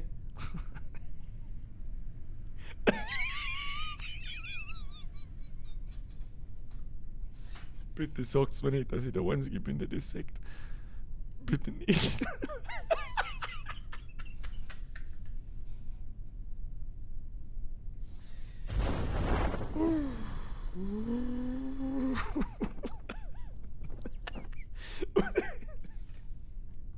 So. Wir haben immer noch 1000 Meter in der Luft, wir haben nur noch bei 6,8 Meter pro Sekunde. Das ist auch nicht recht viel langsamer wie vorher. Das kann nicht sein, wir haben da Fallschirme dran. Man kann die Zeit ein bisschen beschleunigen. Und zwar da herum, dann vergeht es zweimal so schnell. Ja, dann du kannst ja nicht einfach in Echtzeit zum Mond fliegen. Hallo, wo haben wir? Das geht doch nicht. Sagen wir mal, dreimal so schnell? Ja, da sind wir schon unterwegs. Sind wir schon unterwegs, sind wir schon unterwegs. 700 Meter, da machen wir bei 100 Meter machen wir auf normale Geschwindigkeit. SAS ausmachen. Das SAS ausmachen! Der hat die ganze Zeit versucht, der Jebediah hat die ganze Zeit versucht, dass er sich so dreht. So, 400 Meter. Kriegen wir schon hin. Jebediah, du regelst das schon. Komm! Nahaufnahme von der Landung. So, 200. So. Alter, das ist ja die Höhenangabe über Meeresspiegel. Das ist ja voll behindert. Was ist das wieder? Aber gut, wir haben gelandet! Landung vollzogen! Und unsere Mission? Fallschirm getestet. Festtreibstoffbooster? Ja, da müssen wir noch, okay, da müssen wir noch Butter weichen. Butter, Zucker, Süße. So, jetzt müssen wir die anderen. Ja, was? Hallo, 3 Starts, 3 erfolgreiche Landungen. Was zur Hölle wollen Sie? Absolutes Pro-Gaming und nur mit 21 Wissenschaft, Alter. Und 680.000 Gelder. Der Jebediah wieder keine Erfahrungspunkte nicht gekriegt. Naja gut, Forschung. Wie viele Punkte brauchen wir eigentlich für die nächsten Sachen? Was ist denn das eigentlich? Oh, 45. Fortschrittliche Raketentechnik. Allgemeine Konstruktion, also so ein Ständerzeug und so aerodynamische Flügel. Da kannst du Flugzeug bauen. Oh, die Wings sind wichtig, das weiß ich noch. Da hat man dann auf einmal lenken können. Das wird jetzt dann eigentlich auch wichtig, wenn wir in eine bestimmte Richtung fliegen sollen. Oh, der Science Junior und Experimental Lagermodul. Das so Zeug. Aber wir brauchen mehr Wissenschaftspunkte, Kinder. Müssen wir die Missionen abschließen. Das hilft uns alles nichts. Da müssen wir jetzt müssen wir sauber abdüsen, Alter. Sauber abdüsen. So, außer mit dem kleinen Scheißding. Das kleine Scheißding müssen wir ja testen, Alter. Visage, das waren noch Zeiten. Warum habe ich Visage? Leute, Kapitel 4, glaube ich, ist nichts. Wir können es gerne mal einen Stream ausprobieren im Oktober. Aber ich habe euch gewarnt. Ich glaube, dass das 4. Kapitel im Visage nicht mehr das ist, was war. Da machen wir unser Spiel kaputt. Das ist nichts. So. Flo, ein Entkoppler. Nimm einen Crewbericht im Flug über 19.400 Meter von... Okay, das machen wir am Schluss. Jetzt machen wir mal den Flo testen und den Entkoppler testen. Da müssen wir echt zwischen 51.000 und 55.000 Meter in der Höhe sein. Puh, wie soll man das so stellen? Wie soll man das machen? Jetzt nehmen wir den ganzen Scheiß, den wir mal weg. So. Fallschirme haben wir genug. Brauchen wir bei 55.000 ein Hitzeschild? Den haben wir sicherheitshalber unten. Hitzeschild wo? Hitzeschild wo? Hitzeschild wo? Da. Okay. Hitzeschild am Anschauen. So. Dann brauchen wir mal den kleinen Booster. Wir müssen mal den kleinen Booster testen. Ja, den kleinen müssen wir testen. Das Problem ist, brauchen wir den Koppler. Ja, jetzt wird schon kompliziert. Schau her, bin ich schon gnadenlos überfordert. So, Entkoppler. Der Pfeil muss nach unten zeigen, hat's geheißen. So, Entkoppler und nehmen wir den. So, und damit wir überhaupt so hoch kommen, brauchen wir den fetten Tank ja auch. Jetzt passen wir auf, und zwar den da. Aber da brauchen wir wieder einen Entkoppler, weil die müssen wir abscheißen. Also die müssen wir in den Weltraum kacken. So. So. Pfeil nach oben. Pfeil zeigt nach oben. Hoffe ich. Ich hoffe, dass es so passt. Was? Pfeil nach oben. Pfeil nach oben. Nein, nach oben. Wer schreibt denn dann oben? Dann tippt's halt, dann lest halt, bevor es was schreibt, ihr Zipfen. Oben ist nicht gleich oben. Ja. Toll. So. Okay. Oh, ne, ganz ohne. So. Ja, dann schaut doch das gut aus. Ob wir mir mit dem Ding jetzt natürlich so hoch kommen, oder was weiß ich denn, das werden wir einfach gnadenlos austesten. So, Winglet. Über dieses Ding weiß man nicht viel. Du verwendest es auf eigenes Risiko. Was ist das? Oh, leck, das sind voll die Riesenflossen. Schaut die so. Nein, nehmen wir lieber die Kleine. Nehmen wir 3 Stück. Die bauen wir da so rein. Zack. Schön. Schaut doch gut aus. Brauchen wir noch 4? Brauchen wir 4? Ich weiß nicht. Brauchen wir 4? Brauchen wir für die Kapsel 4? Ich glaube nicht. Ah ja, sicher. Lassen wir 4 hier. Die haben wir 4 hier rundherum.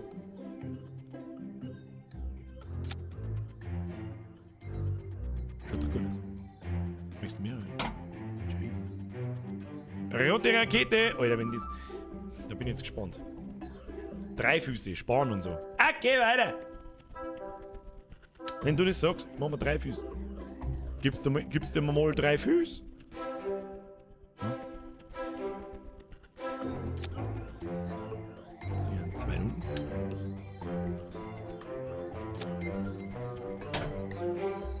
Schaut gut aus. Aber vielleicht ein bisschen dran, dass die nicht da im Fallschirm drin stecken.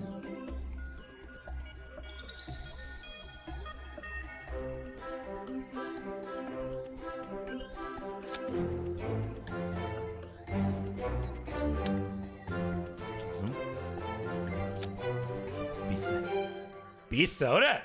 Rote Rakete. So.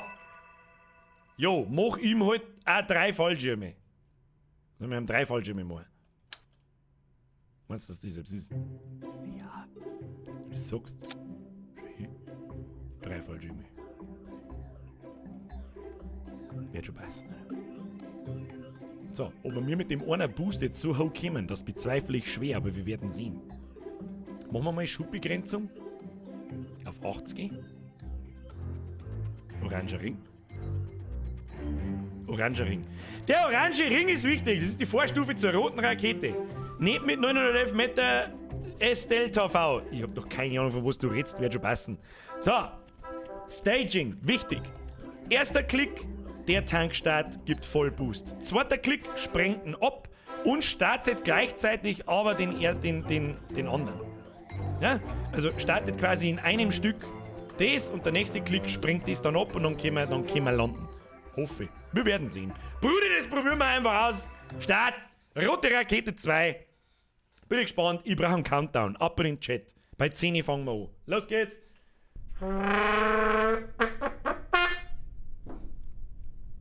Wie nicht gleichzeitig. Oje, oje. Nix oje, oje, Alter.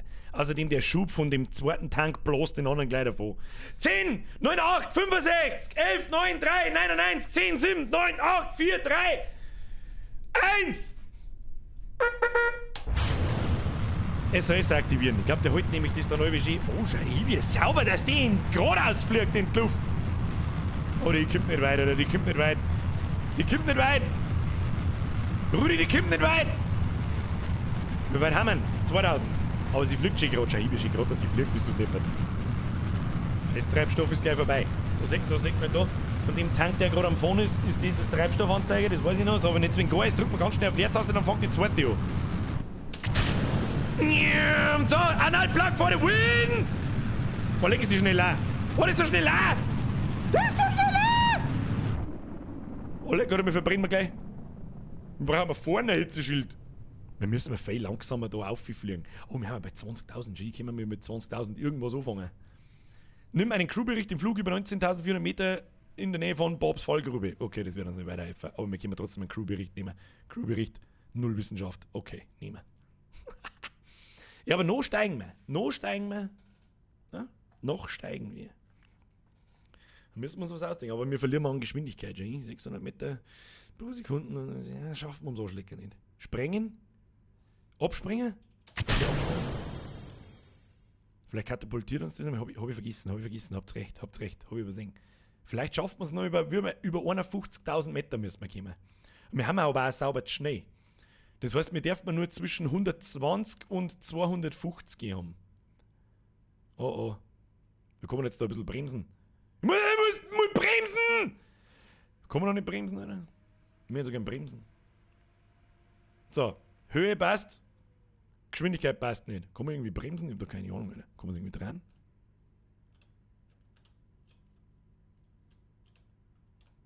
Kann ich mich... Ja, wir fliegen ja zurück aus auch wieder. Jetzt chill mal. Zu früh abgesprengt? Echt? Gibt es eigentlich noch mal einen Geschwindigkeitsboost?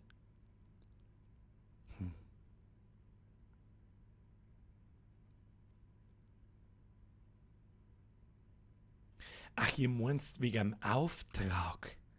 Ihr seid, aber ich muss ja eine bestimmte Geschwindigkeit einhalten. Wir haben ja 600 Meter pro Sekunde geflogen. Das war zu viel. Geht's jetzt wieder zurück aus?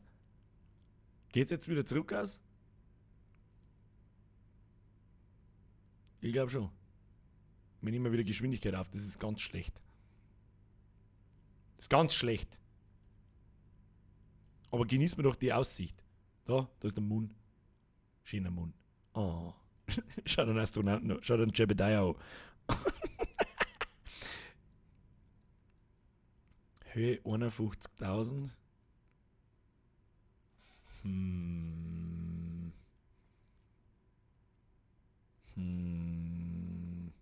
Hilft uns nicht weiter. Flug zurücksetzen. Tolle Funktion. Auf Start zurücksetzen, auf Fahrzeugbau zurücksetzen. Beides dasselbe, auf Start zurücksetzen. Nochmal! Kriegen wir hin. Kriegen wir hin. Kann man da eigentlich noch einen Boost einstellen? Nicke, Triebwerk einschalten? Nein. Kann man da noch was umstellen? Triebwerk einschalten, Test durchführen? Nein, nichts Test durchführen. Nur beim Bau. Ja, dann. Da, der Dr. No. 10. 5. Dr. No, nicht aufhören! Du bist bei 6 stehen bleiben! Flippnase! 5, 4, 3, 2, 1. Rush B, Blatt! So, nochmal. Ich schalte jetzt das einfach ein, wo ich nicht genau weiß, was es ist. Aber ich glaube, es dient der Stabilität.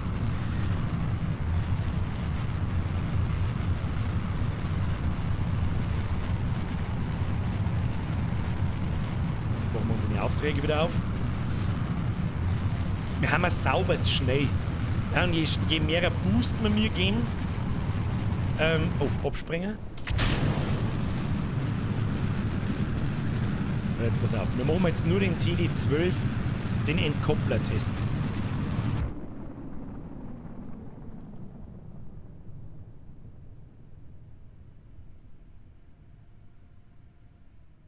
Jetzt schauen wir mal, ob wir zwischen 47.000 und 55.000 den Entkoppler betätigen können. Schauen wir mal. Und ob wir die richtige Geschwindigkeit haben. Da haben wir ja die Erlaubnis, dass wir bis zu 390 Meter pro Sekunde fliegen. Bis dahin, das kann man haben. Wir verlieren sehr stark an Geschwindigkeit. Wir gehen aber auch noch, wir werden noch her. Wird schon. Da müssen wir bloß noch landen. Ich habe so viele Donations übersehen. Leute, es tut mir so leid, ich war so konzentriert. Onkel Flamme, merci für den Euro. Slayer, merci für den 5er. Justin, merci für den Euro. Warum hast du noch nicht den Tank abgeworfen? Frag mich doch nicht, nicht so an! Schau aus, als deine wissen, was ich da tue! Ich muss ein bisschen aufpassen. Tommy, merci für den 350. Alter, just mercy, Alter! Jan Philipp, merci dir. Wir starten die Raketen jetzt auf der Startbahn fest. Was? Wir starten die Raketen jetzt auf der Startbahn fest. Also normalerweise mit dem Staging. Leertaste. Dann müsste das Antriebsmodul losgehen. So, Obacht! Habe ich jetzt wieder übersehen. Nein, ich warte schnell. Viel zu schnell. Da müssen wir warten, bis es wieder bergab geht. Da müssen alle Hackerl rechts müssen grün sein da herum. Jetzt haben wir ums Arschlecken. Wir müssen bloß. Wir waren zu schnell. Innerhalb der Höhe 47.000 bis 55.000 Meter. Das heißt, wir müssen eigentlich Abwurfkoppler, Bürger, Leute, ich bin nicht behindert. Hallo! Lesen Bild jetzt. Lese dann rechts oben, dann haben da alle 4 Sachen abgekagelt. Nein! So, darum warten wir jetzt, bis wir wieder zurück ausfliegen. Und hoffen wir, dass wir nicht schneller über 390 Meter pro Sekunde werden. Nein, das hätte gerade so gereicht. Das glaube ich nicht. Weniger Schwung beim zweiten Booster, Herr Dex, jawohl. Oder beim ersten, je nachdem. Mein Chat ist Houston. Houston! Okay, wir werden schon wieder wir werden aber schon wieder massiv viel schneller, aber wir gehen auch schon wieder zurück. Jetzt müssen wir 8 Kilometer weiter nach unten. Zweiten Booster später oder einen zweiten Booster später zünden, wenn wir wieder ein bisschen Geschwindigkeit verloren haben. Ja, das dauert wahrscheinlich AG. Kriegen wir hin. Jetzt warte mal, 330 bei 55. 350, 390. Schaffen wir wieder nicht! Verdammte Axt! Schaffen wir wieder nicht! Ja, passt nicht. Nein, passt einfach nicht.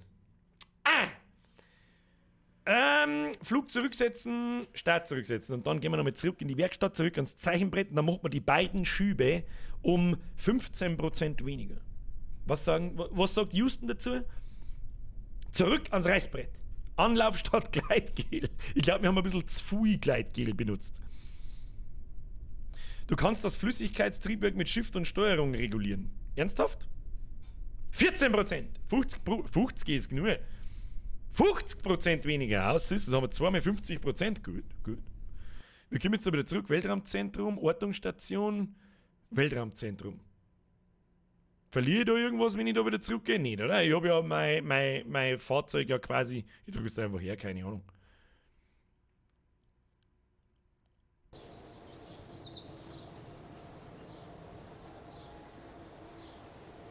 Bergen. Okay, dann kriege ich alle Teile wieder zurück und das ganze Geld, was es gekostet hat, oder wie? Ja, okay. Ist unsere Raketen dann noch da? Zauberhaft, Jenny. Und was wir jetzt tun müssen, wir haben ja 2 Elemente. Einmal den fetten Tank unten, Rechtsklick. Und da haben wir eh schon bei 80%. Weißt du was, da gehen wir zurück auf 50. 50% Schub. Und den oberen, dem geben wir mal 60. Ist das in Ordnung? Was sagt Houston? Houston! 100% Bürger, nix 100%. Just do it! Tu den großen auf 25. So krass wenig. Das glaube ich euch nicht, das mag ich selber sehen. 50 und den oberen auf 60. Das wird nicht gelangt, oder? Werden wir sehen. So, oder was ist? Probieren wir aus. Start! Start!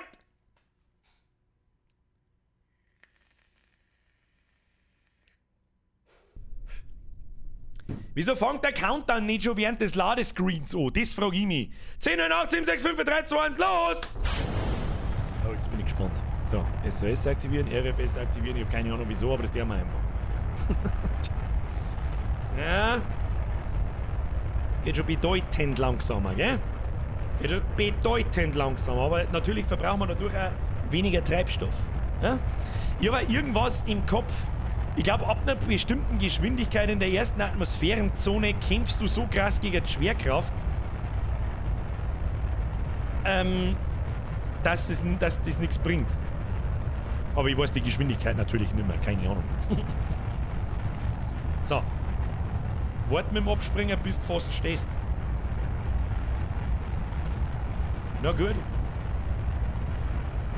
Schauen wir mal, vorher waren wir da bei 500, 600 Meter pro Sekunde. Na, jetzt werden wir bei 300 Meter pro Sekunde schieße ich uns in die nächste Stage. Los geht's! Aufträge. Oh, Aufträge auf, ja, stimmt. Okay, wir haben ja über Kerbin, wir haben ja im Flug. Wir brauchen 47 bis 55.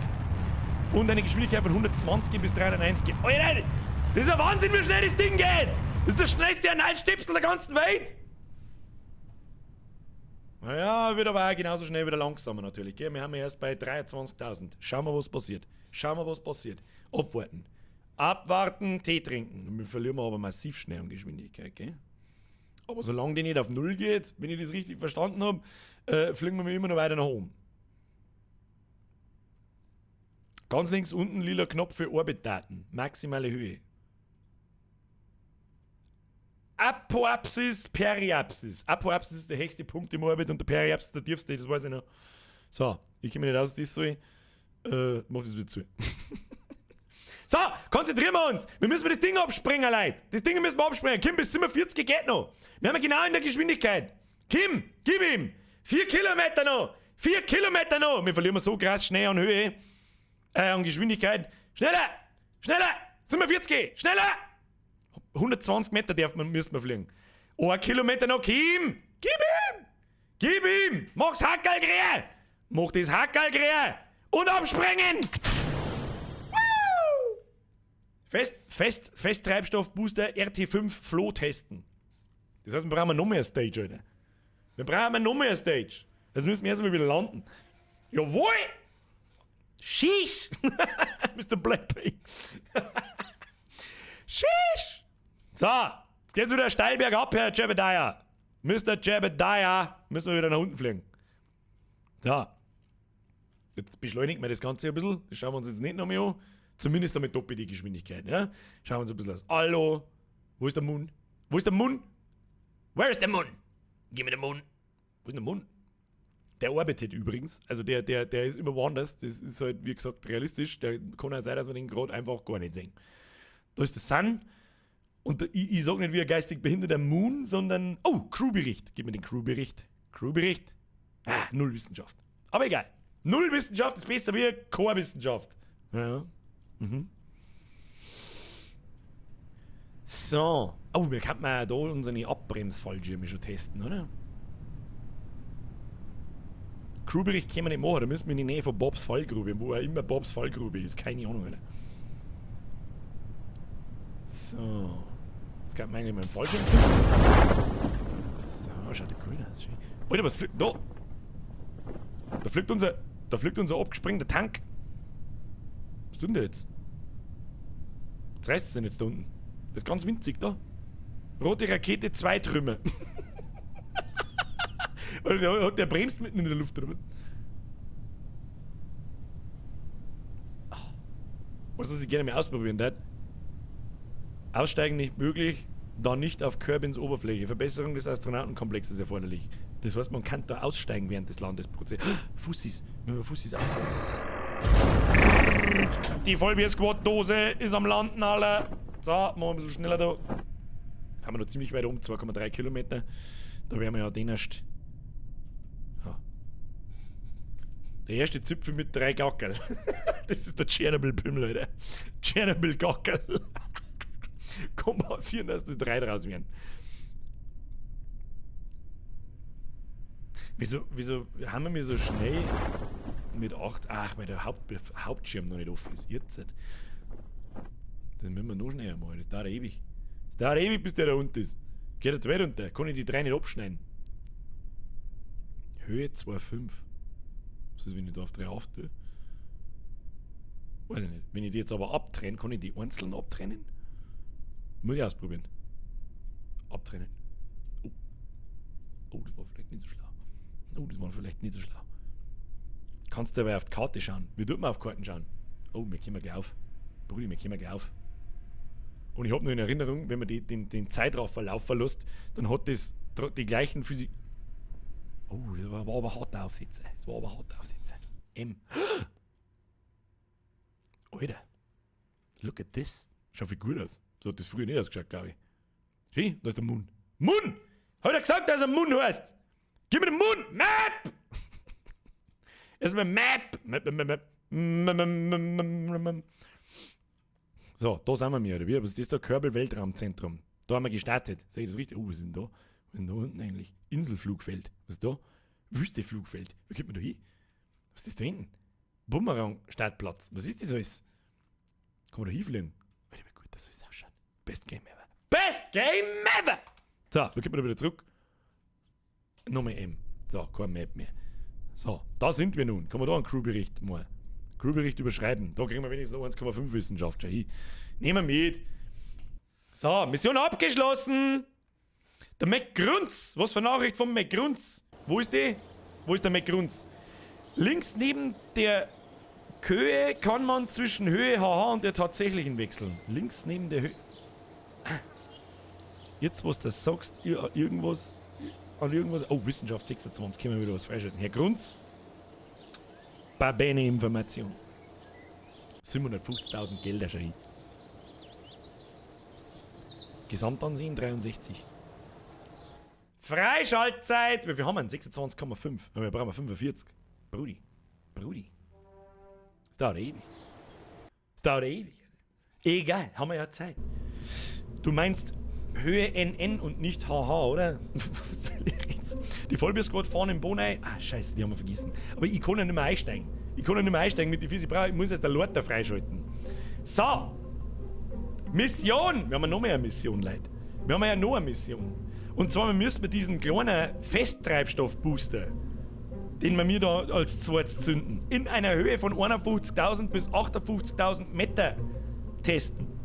Das heißt, wir müssen erst auf die Höhe kommen und dann das Ding starten. Wie soll das denn gehen? Wenn's dir jetzt vor dem Starten mal anschaust, wie weit das kommst, wäre es vielleicht auch fein. So, wo sehe ich das? Ihr super Backseat-Pro-Gamer.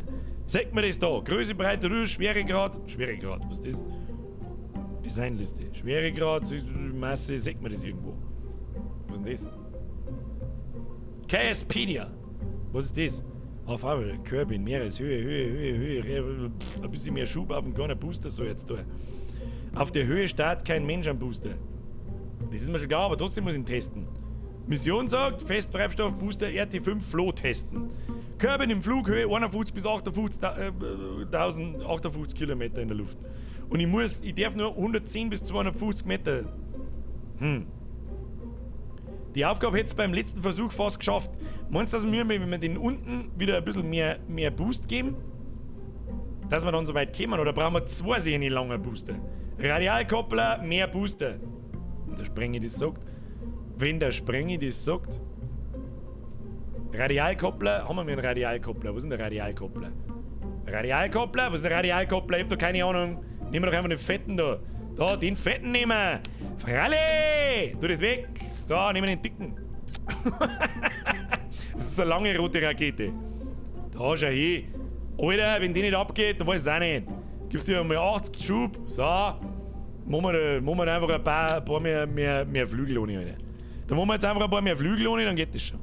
Ja, man kann Ton nicht hören. So, machen wir da Flügel. Und machen wir halt. Da noch mehr Flügel. Aber wir brauchen einen Koppler. Ist der Koppler? Wir haben einen Koppler. Koppler. So. Stage 1.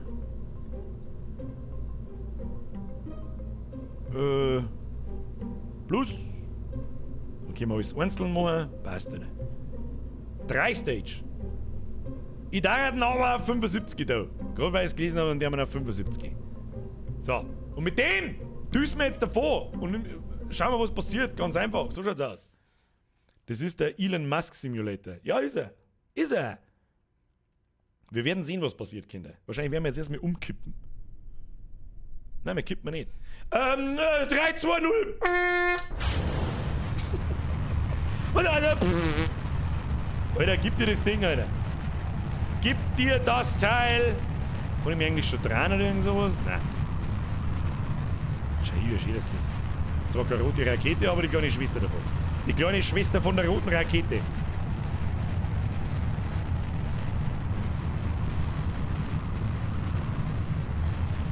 Dem Scheißding kämen wir niemals so hoch.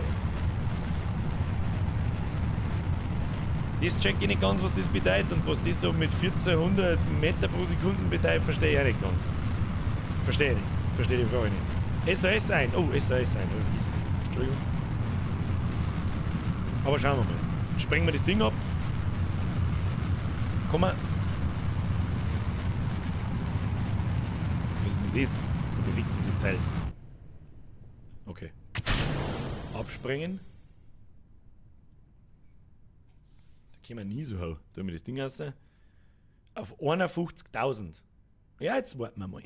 Jetzt machen wir uns mal ein bisschen schneller. Damit es so lange dauert. 35. Wir verlieren massiv an Geschwindigkeit, das ist aber in Ordnung. Wir brauchen nur 11 Kilometer. 6. Haben wir sogar ein bisschen Schnee, schaut ihr das so? Schaut ihr das so? Jetzt warten wir genau drin. Jetzt müssen wir nur auf 250 Meter pro Sekunde droppen, bevor wir bei 58 Kilometer haben. Werden wir nicht schaffen. Dann müssen wir 50 machen. Außer wir warten, bis wir zurückfliegen. Also bis wir halt zurückkommen wieder. Haut sie nicht hin. Haut sie nicht hin! Nochmal. Flug zurücksetzen und dann weniger Boost. Weniger Boost! Weniger Boost! Weltraumzentrum, weniger Boost. Weniger Boost in dem fetten Pimmelding da am Anfang. Bergen, weiter, fertig. Da einer. Was haben wir da? Nagelmike, merci für dein Drilling. Schöne Grüße aus Tampere, aus Finnland. What the fuck are you doing in Finnland? Nagelmike, schöne Grüße an mein Nachbar Heimatsland. Bussi. So, da haben wir schon bei 75. Was müssen wir da deren? Da haben wir mal auf 60. Auf 60. So, speichern und gleich nochmal. Mehr Schub, oder? Nein, weniger. Weniger Schub. Wir dürfen nicht so schnell sein. Also wir müssen in einer bestimmten Höhendings sein. So, klar, wir starten. Damit nicht alles wieder ewig dauert. In einer bestimmten Höhe sein, mit einer bestimmten Geschwindigkeit und dann muss ich das kleine Schubtreib-Dingsbums starten. Und dann geht die Luzi. Drück mal C für die Ego. C. Oh, das sehen wir nicht viel, oder? Sehen wir da viel?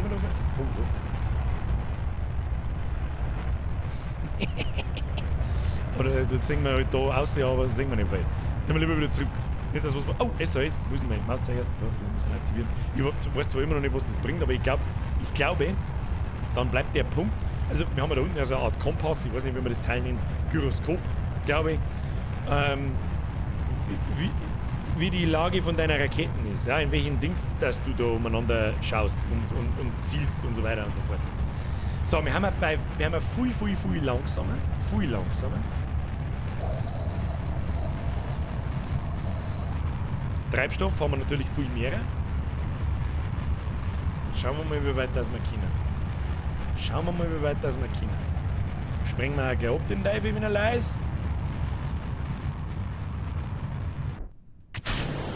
So, und jetzt lassen wir uns da mal weiter nach oben. Wahrscheinlich war es jetzt ein bisschen weniger. Das SOS stabilisiert, ja, das habe ich noch so in Erinnerung, dass das irgendwie dafür sorgt, ja, dass halt nicht kippt, sich nicht draht und lauter so ein Scheiß.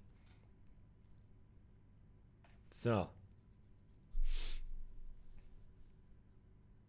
35.000, wir müssen auf 51.000. Bei einer Geschwindigkeit zwischen 110 und 250. Jetzt verlieren wir schon sehr schnell an Geschwindigkeit, aber es kann sich hingehen. Es wird schon was.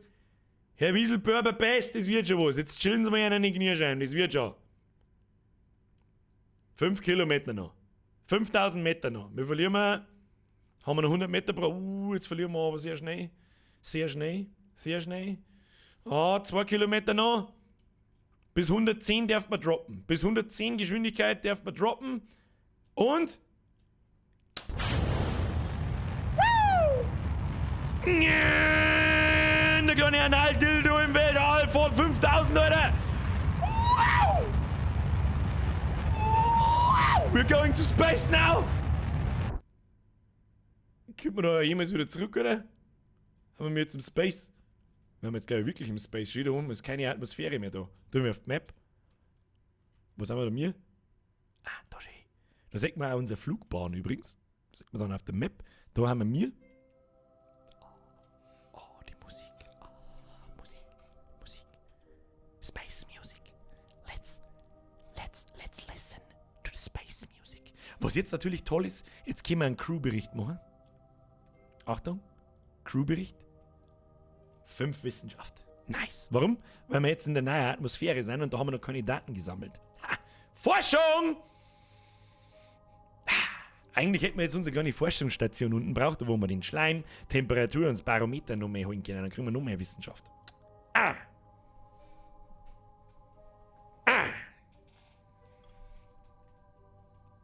Just lean back and enjoy. Ist so schön.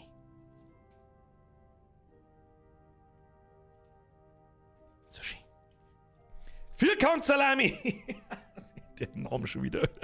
Schöne Grüße aus Simbach bei Landau. Space! Oh, der Simbach ist gar nicht so weit weg. Schöne Grüße aus Landau. Habe, Tere! Merci dir. Nagelmike, schöne Grüße aus Tampere, das habe ich schon gelesen, aber trotzdem, nur mehr Grüße nach Finnland.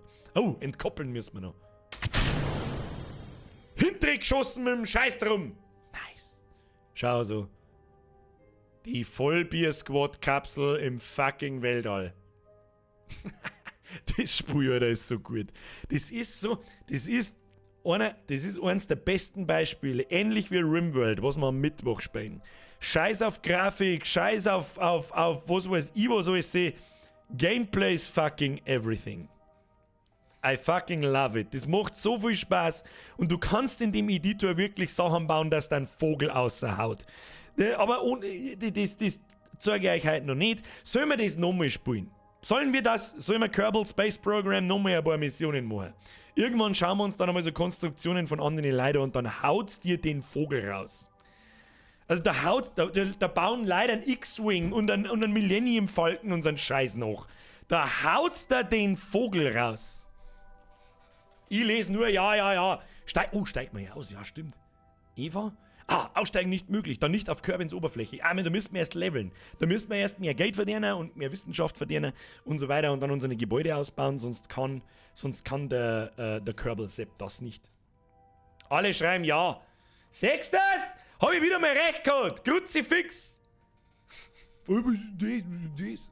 Und das geht scheiße einfach wieder! Weil wir gerade so schön beieinander haben im Weltall. Auf Steam ohne DLCs kostet es gerade 10 Euro. 10. Das ist eigentlich eine Frechheit. Ich meine, aber das Spiel ist seit 10 Jahren alt. Da kommt jetzt dann Teil 2 und es kriegt einen Koop-Modus und lauter so einen Scheiß. Und dann geht's da voll ab! Und ganz ehrlich, ich hab's mir nachträglich auch noch mehr auf MMO gekauft mit beide DLCs. Kostet 14 Euro irgendwas. Mit meinem Gutscheincode Bier, gell? Kostet 14,54 Euro. Brudi, da ist nichts kaputt. Also ernsthaft nichts kaputt. Und ich sage jetzt schon wieder die Leute, weiß ich nicht, 400 mal schreiben, Alter, ich hab 400 Stunden und mehr. Die es vorher gar nicht kennt haben. So, unsere Kapsel geht wieder langsam so den Bach runter.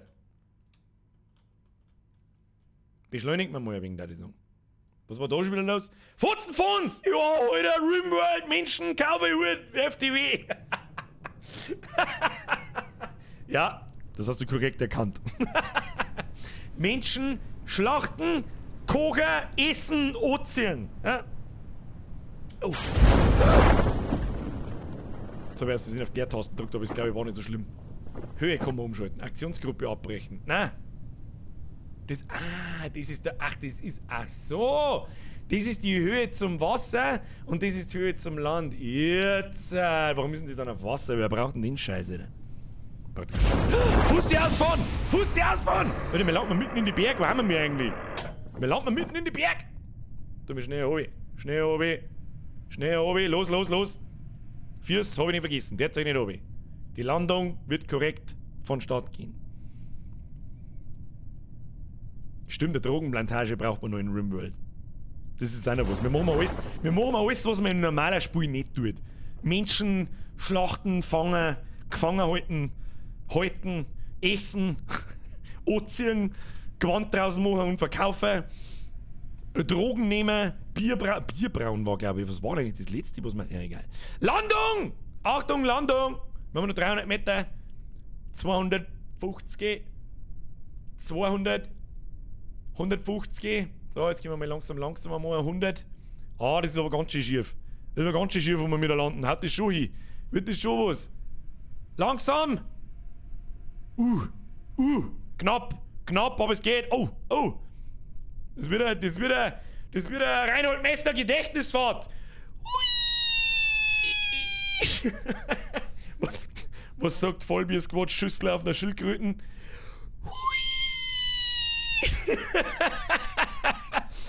Okay, kann ich jetzt. Solange die nicht startet, kann ich das jetzt nicht bergen, solange das Ding nicht startet. Ist das sehr ernst, oder was? Vor mir. Shut damn you Physics! Was ist jetzt passiert? Ja, bergen! Alter! Das war knapp, jetzt hat sie meinen Fuß weggerissen. Also, Problem an dem Spiel, schon immer. Wenn du den Zeitraffer einschaltest, dann beeinflusst das, dann läuft halt auch alles schneller, aber das beeinflusst auch die Physik. Das heißt, das Ding meint, du kommst 4-mal so schnell auf, wie das normal ist. Ich weiß nicht, wie ich das erklären soll. Wissenschaft, 45 haben wir gekriegt. 894.000 Gelder. Und ein Jebediah. Alter. Was ist bitte? 8 vor 10, möchtest du mich komplett verarschen? Wir haben doch nichts da, wir haben doch 3 mit geflogen oder so. Brawls, merci für den Euro. Bussi aufs Nussi. Best Game ever. Jetzt muss ich was trinken. Eine Mission machen wir noch. Eine Mission geht noch.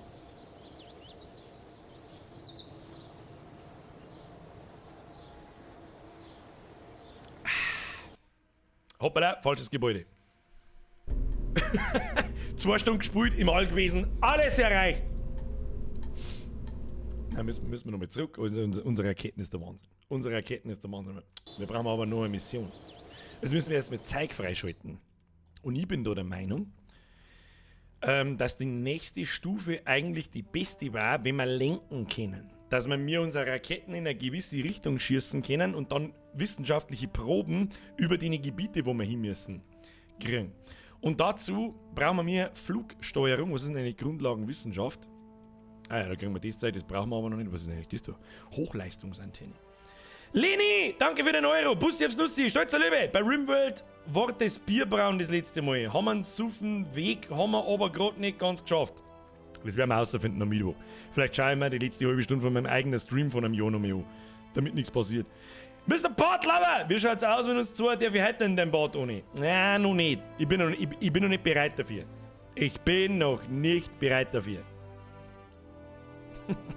Merci für dein Zwickel. Der Herr Heumann, am Freitag habe ich ja gesagt, ich fahre in Urlaub. Jetzt sitze ich in Italien am Meer und schaue am Bierger. Das verstehe ich nicht, was das soll. Ich gehe gefälligst ins Meer, einen runden Taucher. Das ist das internationale Zeichen für Hai. Merkt ihr das? Bist fein raus. So. Flugsteuerung schalten wir frei. Ne? Da haben so Winglets und so Flügel halt dabei, mit denen du hinten lenken kannst. Und dann kannst du deine Raketen in eine bestimmte Richtung fliegen lassen. Viel einfach. Kleines Reaktionsrad. Was ist das? Weiß ich nicht. Und wieder Eintrittsmodul Erbse. Ach, keine Ahnung. Schalten wir frei. Schalten wir frei! Was ist denn da oben dann eigentlich? Fortschrittliche Raketentechnik? Okay, das sind Antriebe. Was ist denn das alles? Sternenschuss 2. Ich habe keine Ahnung, was das alles kann. Ja, und ab der 3., 4. schau mal, was da alles freischalten kannst. Was da alles für Module gibt. Da kannst du jeden Scheißdreck bauen. Das ist brutal. Und das, wenn du halt im Sandbox-Modus alles auf einmal freischaltest, wirst einfach nur der Schlong. Kennen Sie kann ich das auch nicht aus. Uzi! Zum Abschluss noch überdimensionierte Vollgas Blitzkrieg V2 5000 Booster-Raketen. Also, das, was der Uzi sagt, Mission oder V2? So dick, wie wir es hinkriegen. Ab in den Chat. V2 oder Mission?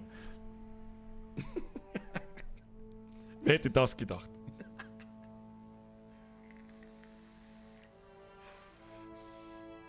Also nicht ein einziger schreibt irgendwas von einer scheiß Mission. Dann soll ich mit Mission auch am Arsch lecken. Dann bauen wir jetzt das dickste, was wir zusammenkriegen. Mit unseren paar Teile. Okay. Also, rote Rakete V2. Speichern. Dann neu. Raumfahrzeug V2 9000. Roteste Rakete A. So, Beschreibung. Ich brauche keine Schiffsbeschreibung. So, wir schicken auf alle Fälle mal. Brauchen wir so einen Zipfel vorne. Das ist alles, was ich weiß. So. Dann Temperatur. Drauf geschissen. Hitzeschild. Pflanzen wir unten ohne. Oder schickt man voll weit ins. Ja, da bauen wir jetzt unser Wissenschaftsmodul ohne. Wissenschaftsmodul. Tu das Ding her. Was ist denn eigentlich das da? Kleines lineares Reaktionsrad. Das lineare Reaktionsradsystem setzt auf mehrere Drehscheiben, die sich sehr schnell bewegen, um dein Raumfahrzeug zu bewegen, ohne dass du Treibstoff verschwendest. Aber bitte keine Wartungsarbeiten durchführen, während das Gerät läuft, ja? Aha. Ich habe keine Ahnung, für was man das brauchen kann. Drauf geschissen. So. Wissenschaft. Wo ist unser Wissenschaftsbunker? Wissenschaftsbunker brauchen wir erstmal ein Ding. Fallschirm. Dann nehmen wir auch 4 Fallschirme mit diesem zum Bremsen. Einfach weil wir es kennen. Dann brauchen wir da einen Spitzen hier. Dass die da einigermaßen geschützt sind vom Hitzeschild. So, schaut gut aus. Dann Kopplung. Entkoppler brauchen wir da noch nicht. Wo ist denn der Bunker? Wo ist denn der scheiß Bunker für die Wissenschaftsdinger? Da ist er. So, den bauen wir da rein, den machen wir auf. Aha. So. Also das ist jetzt noch der weniger lächerliche Teil. Da bauen wir jetzt unsere Wissenschaftsgeräte rein, wenn wir das. Oh, 4 Stück klein, ne? Das brauchen wir, glaube ich, nicht. Ein Barometer, ein Thermometer und eine Schleimdosen.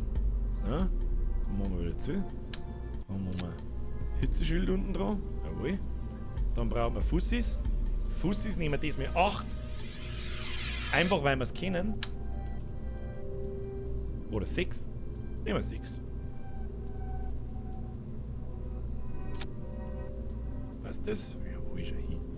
Kann man denen eigentlich eine Federung geben? Abgeschirmt entfernen? Ich weiß nicht, was das ist. So, ja, schaut gut aus. Beste Analdildo ever. So. Und jetzt wird's krass.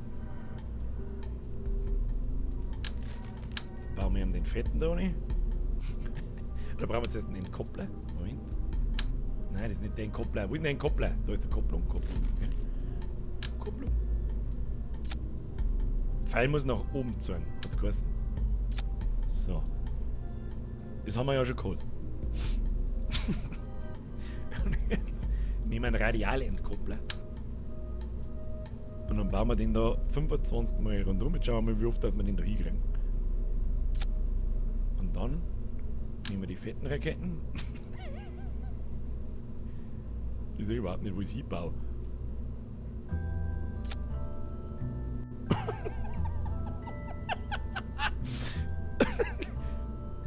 Rakete aus! Das hat doch niemals hier, oder? Tun wir das. Haben wir eins weniger.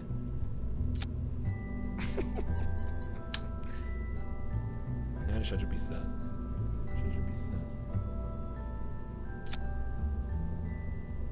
Alter.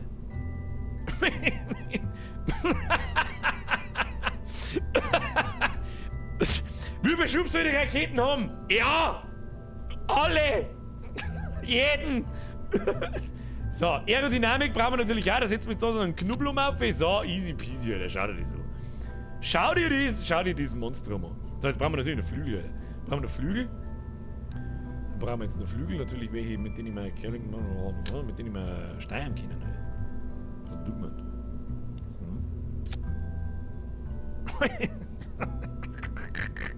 So, zur Stabilisation der wir um noch ein paar hin. Alter, gib dir das Teil. Gib dir das Teil. Sagst du nichts mehr, oder? Sagst du nichts mehr. V2 9000, roteste Rakete von aller. So. Jetzt bin ich erstmal gespannt. Was sagt der Schwerpunkt? Er ist gut. Was sagt der Schub? Ja, der ist auch gut. Was sagt die Aerodynamik? Ja, das ist auch gut. Dann würde ich jetzt mal sagen, speichern. Oh, Staging. Als erstes starten die äußeren Raketen. Dann sprengen wir die äußeren Raketen ab. Dann startet die mittlere Raketen. Dann sprengen wir die mittleren Raketen ab und dann kommen die Dinger. Passt. Speichern! Start! So, der letzte. Noch mehr Tanks. Brauchen wir nicht. Was ist das? Der Raumfahrzeug hat so viele Teile! What? Was sehe ich denn das? Wie viele Teile das waren? 49! Ja, dann haben gleich mal die Flügel weg. 43.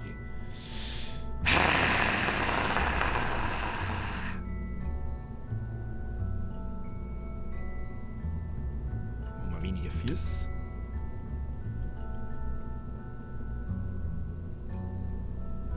Nein. Was ist denn das? Was tut man auf C?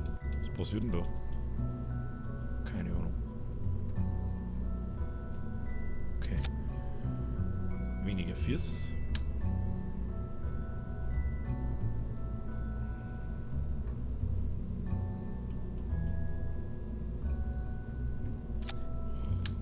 Nehmen wir das Teil da mal weg da. Wann ist die Fiers? Was ist? Okay. Teile unten noch. Wie viele Teile haben wir? 40. Müssen wir noch 10 Teile wickeln. Fallschirme. Nehmen wir bloß 2. Dann müssen wir unser Wissenschaftsgerät wegtun. Müssen wir unser Wissenschaftsgerät irgendwie wegtun. Oder wir werten mal schnell Dinge einfach auf. Wir weiß nicht da damit. Werten wir unser Flugding auf. Was kostet das? 225.000! Maximal. Oh, leck, 255! Hau rein! Brudi, was haben wir da jetzt lang miteinander geschissen? Muss ich mir etwas sagen? Bin ich auch gerade erst draufgekommen, Entschuldigung. Ja, easy, geht so auch. So, speichern! Starten! Was? Startrampe kann Raumfahrzeuge mit einem Gewicht von über 18 Tonnen nicht unterstützen. C, fix. Rote Rakete beträgt 56 Tonnen. Fuck! Nochmal zurück. Startrampe. Expandieren. Wir müssen mehr expandieren, oder? Expansion. Expansion! Startrampe. Nein. Startrampe, Verbesserung 50.000. Wie viel bis 140 Tonnen? Ja, gelangt. Gelangt ihm. Kriegen wir schon. Chillen wir deine Knierscheiben. Speichern. Starten. Können wir jetzt mal losfliegen da? Ihr verdammten Jammerlappen. Startrampe ins Klo. Hangar ins Klo. Ja. So. Ah! Oh, schon hier wackelt das.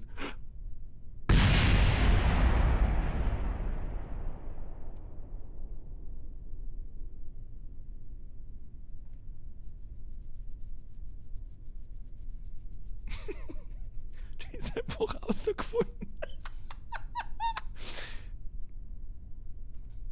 ist einfach eine rausgefallen, die gar nicht. Ah, da. Ja, die geht schon noch! Wenn ich von der Seite wenn ich von der Seite schaue, sehe ich da gar keinen Stress. Mal Leuten, 3, 2, 1!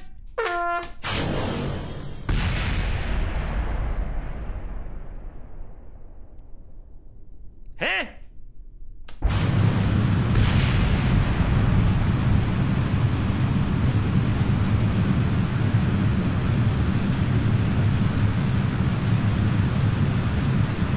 Jetzt soll ich sein Schulden. Weil das Ding fliegt halt einfach wirklich, gell? Zirkt leicht in die Richtung, wo die Raketen feiern, ist nicht so schlimm. Ist nicht so schlimm! Ist nicht so schlimm! Oh, oh, oh, oh, oh, oh, oh, oh! Wir fliegen mit 1000 Meter pro Sekunde, Leute, das reißt kein Weg! Oh, oh, oh, oh, oh! Umspringen! Umspringen! Das Umspringen hat überhaupt nicht hingehauen!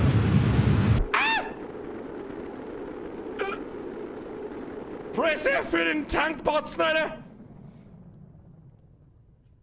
Haben wir mir das überlebt? Sag ich das richtig? Brudi, wir haben uns gerade mit innerhalb von 2 Sekunden ins All ballern. Map! Map! Map! Boah, leck, schau mal hier, wie haut das mir an.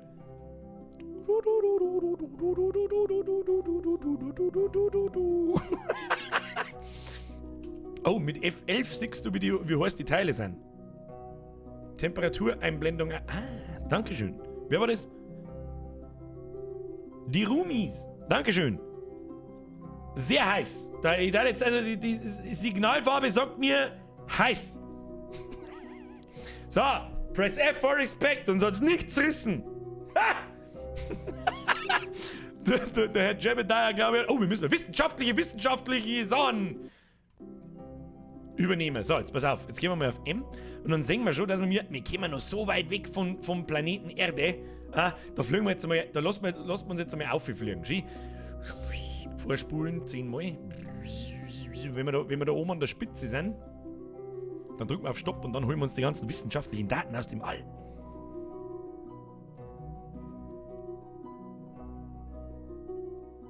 So weit waren wir noch nie weg. Ich war noch nie von zu Hause so weit weg.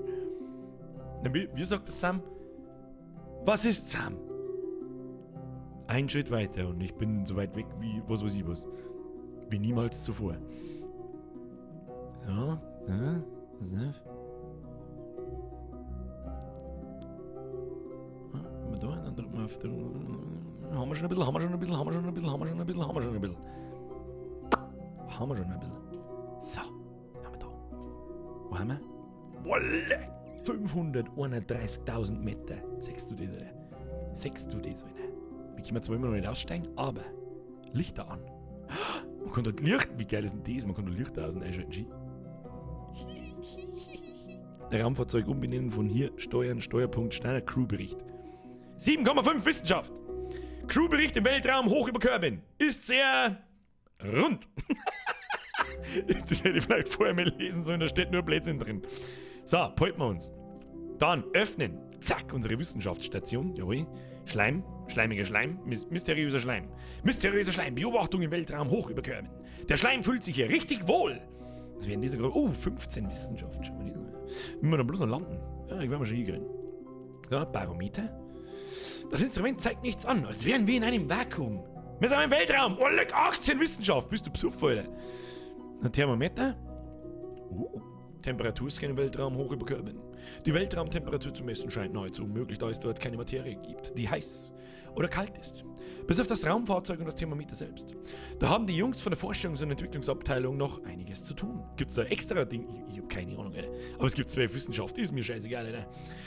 Und dann gibt's da unten, wenn ich das berge, ja, wenn ich wieder land und das heimbringe, dann kriege ich 12 Wissenschaft. Und wenn ich jetzt so eine Antenne, so einen Mini-Pimmel da ohne gebaut hätte, dann kann ich das heimfunken, dann kriege ich nur 8,4, aber ich muss mein Raumschiff nicht heimbringen. Verstehen Sie? So, halten wir uns. Jawohl. Blub. Schließen. Und dann, da ich sagen, zementieren wir uns.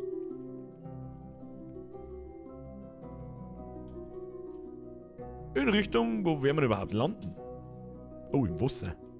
Wie landen wir da im Wasser? Siehst du das? Wie kann man das ein bisschen. Hab ich mich gerade gedreht? Seit wann kann ich mich drehen, Alter?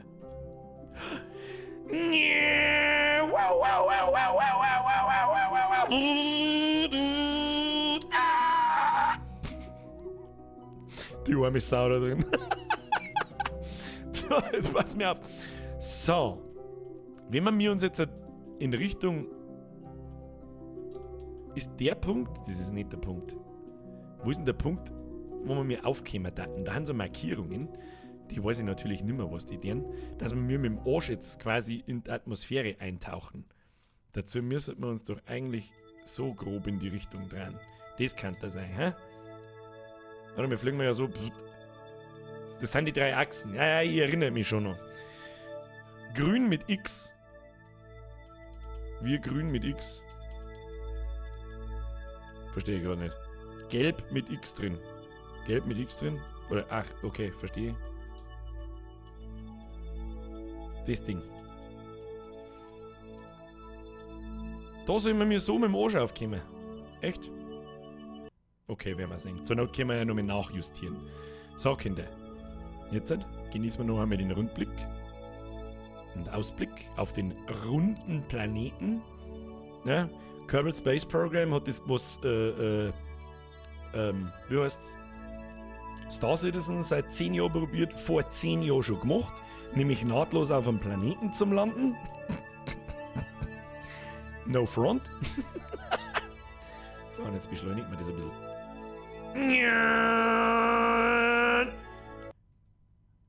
Da wird man Gott sei Dank automatisch dann aus dem Beschleunigungsmodus gerissen, wenn man zu nah an die Erdoberfläche kommt. Jetzt müssen wir uns vielleicht mal... Oh. Korrigieren. Ein Arsch. Oh, du bist richtig heiß, Schei. Jetzt haut uns die Füße weg. Ah! Die guten Füße! Oleg! Das Hitzeschild hält aber schon aus, oder? Ja. Brudi. Haben wir schon durch, Alter!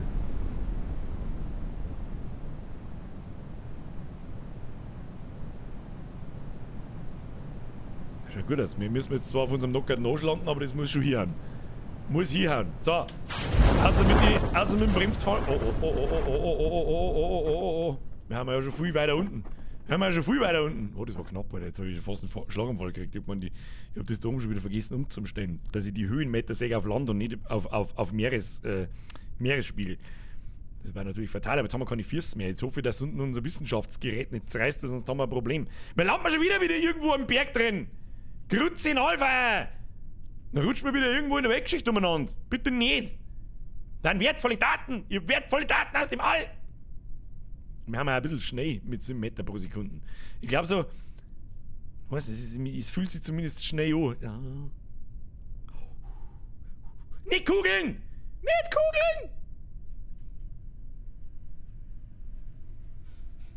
Wenn das keine erfolgreiche Mission war, Alter, dann weiß ich es auch nicht. Raumfahrzeug bergen! Das ist scheiße gut. Ach, wie hab ich das 6 Jahre nicht spielen können? Verstehe die Frage nicht, Alter. 54 Wissenschaft, Alter! Ewig die Teile! Aber wieder keine Erfahrungspunkte nicht erhalten. So, wir haben jetzt können wir noch was freischalten. Eine Sache können wir noch freischalten. Ich würde fast sagen, Grundlagen der Wissenschaft. Weil mit jedem Teil, das wir wissenschaftlich einbauen können wir uns so Wissenschaftsdaten holen und können wir schneller leveln. Verstehst? Oder was sagt Houston? Was sagt ihr? Da haben wir dann also eine coole Startrampe, da wo wir unsere Raketen einhängen können. Crewkabine. Oh, die Verbindungsstreben waren wichtig, dass du das... mit den Verbindungsstreben hätte ich vorher zum Beispiel die ganzen langen Raketen miteinander halt festmachen können. Die kannst du willkürlich rundum... Ja, richtig. Es ist so gut! Was haben wir da noch? Fortschrittliche Raketentechnik. Ah ja, mehr Treibstoff, Tankadapter, Flüssigtreibstoff, Triebwerk, Bums. Treibstofftank. Das weiß ich nicht. Was ist ein Sternenschuss 32? Jebediah Kerman stellt sich als der tollkühnste Pilot des KWZ tagtäglich der Gefahr. Aber was macht er, wenn er sich am Wochenende entspannen will? Er befüllt Feuerwerksbehälter auf einem hochmodernen Schrottplatz. Der Sternschuss 32 ist ein riesiger Feuerwerksbehälter. Wenn er zum falschen Zeitpunkt losgeht, brauchst du mehr als nur eine Rückerstattung. Was? Ist das ein Feuerwerksschießer? Was? Warum? Ja, okay. Ja, das erforscht man nicht. Luftfahrt, glaube ich, brauchen wir auch nicht. Da kann man bloß Flugzeug bauen. Ich meine, da kann man auch einen Haufen geilen Scheiß draus bauen, wenn es das drauf hast, aber das ist nicht so wichtig. Ich werde das Wissenschaftsding nehmen. Wissenschaftsding, was haben wir da? Landung, Aerodynamik, fortschrittliche Konstruktion. Da gibt es so viel Zeug, Alter. Flugzeuge sind noch komplexer als Raketen. Viel komplexer, das weiß ich auch noch. Da habe ich nämlich dann, glaube ich, aufgehört. Ja, da habe ich dann, wie ich angefangen habe, mit so... Das ist nehmt Wissenschaft, Forschung.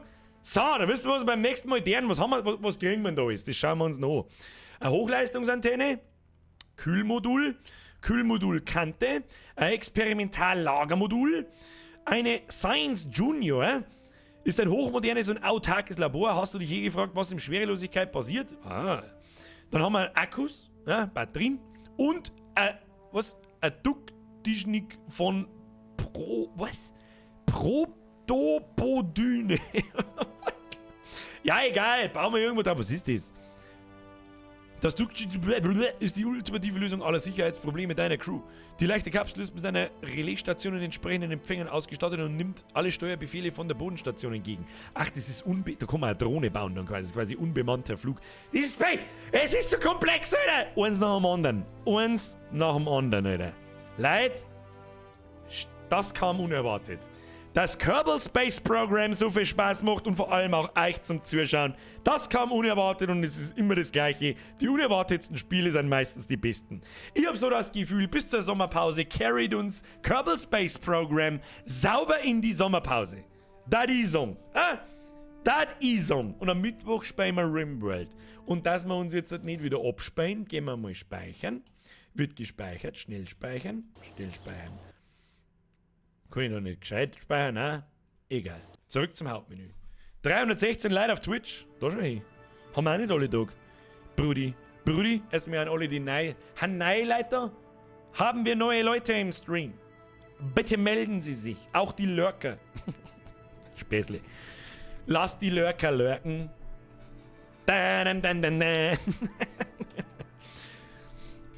Was ist mit Radlfahren? Leute, da reden wir im Discord drüber. Du bist auch gerade der größte Kerbal-Streamer, ist das der Ernst? Ja gut, ich meine, das Spiel ist 10 Jahre alt. Das, glaube ich, hat nicht mehr recht viel Publikum. Glaube ich jetzt einfach. Ist ja wurscht. Das carried uns in die Umlaufbahn. Sprenge, da hast du absolut recht. Und? Habe ich am Freitag ein Wort zu viel versprochen? Das Spiel hat so viel Potenzial und ich freue mich so aufs Zwarer. Das, wenn er einen Koop kriegt. Das kriegt einen Online-Koop, der Kerbal Space Program 2. Wie gut ist das denn bitte? Ich bin zwar kein Lurker und auch nicht nein, aber hello. Ja dann, habe ich die Ehre. Ihr Zipfchen. Der nächste hat 5. Was 5 Zuschauer?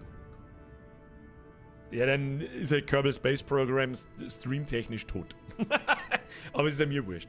Das Zwarer entwickelt ein anderes Team, hoffentlich wird's gut. Oh, ja, das stimmt. Das habe ich aber auch gehört. Das habe ich war das nicht sogar auf der E3 2019 oder letztes Jahr?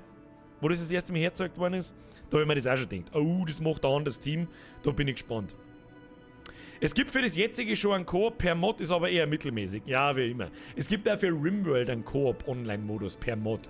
Aber der ist auch, du kannst hin und her handeln, das ist alles. Da kann ich mir das Zeug hercheaten auch. Einser ist gleich Indie, Zwarer ist Kommerz. Ja, deswegen hoffe ich auch noch das Beste. Nimm das Spiel, das so wie es da ist. Mach ein Grafik-Update, gib dem Ding Online-Koop. Oder was möchtest du mehr? Was möchtest du mehr im Leben drin? Beste Leben, Alter. Bürger Carry Kerbal. Ich habe euch gesagt, das Spiel ist eine Frechheit, dass das so unbekannt ist. Ja, und ich glaube, viele da herin haben das Spiel nicht kennt. Und ihr habt es auch bloß wieder, wie es jetzt so oft ist, die Spitze des Eisbergs jetzt gerade gesehen. Du kannst die in diesem Editor austoben, dass da bauen Leute Sachen, dass du einen Vogel kriegst. Keine Ahnung, kann ich nicht beschreiben. Da fehlt mir das Verständnis vom Spiel, die Kreativität, die nötige. Und überhaupt. Ich wünsche ihm jeden Fall Spaß bei sehr vielen Tutorial-Videos schauen.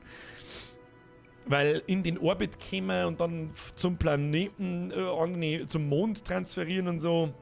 Viel Spaß.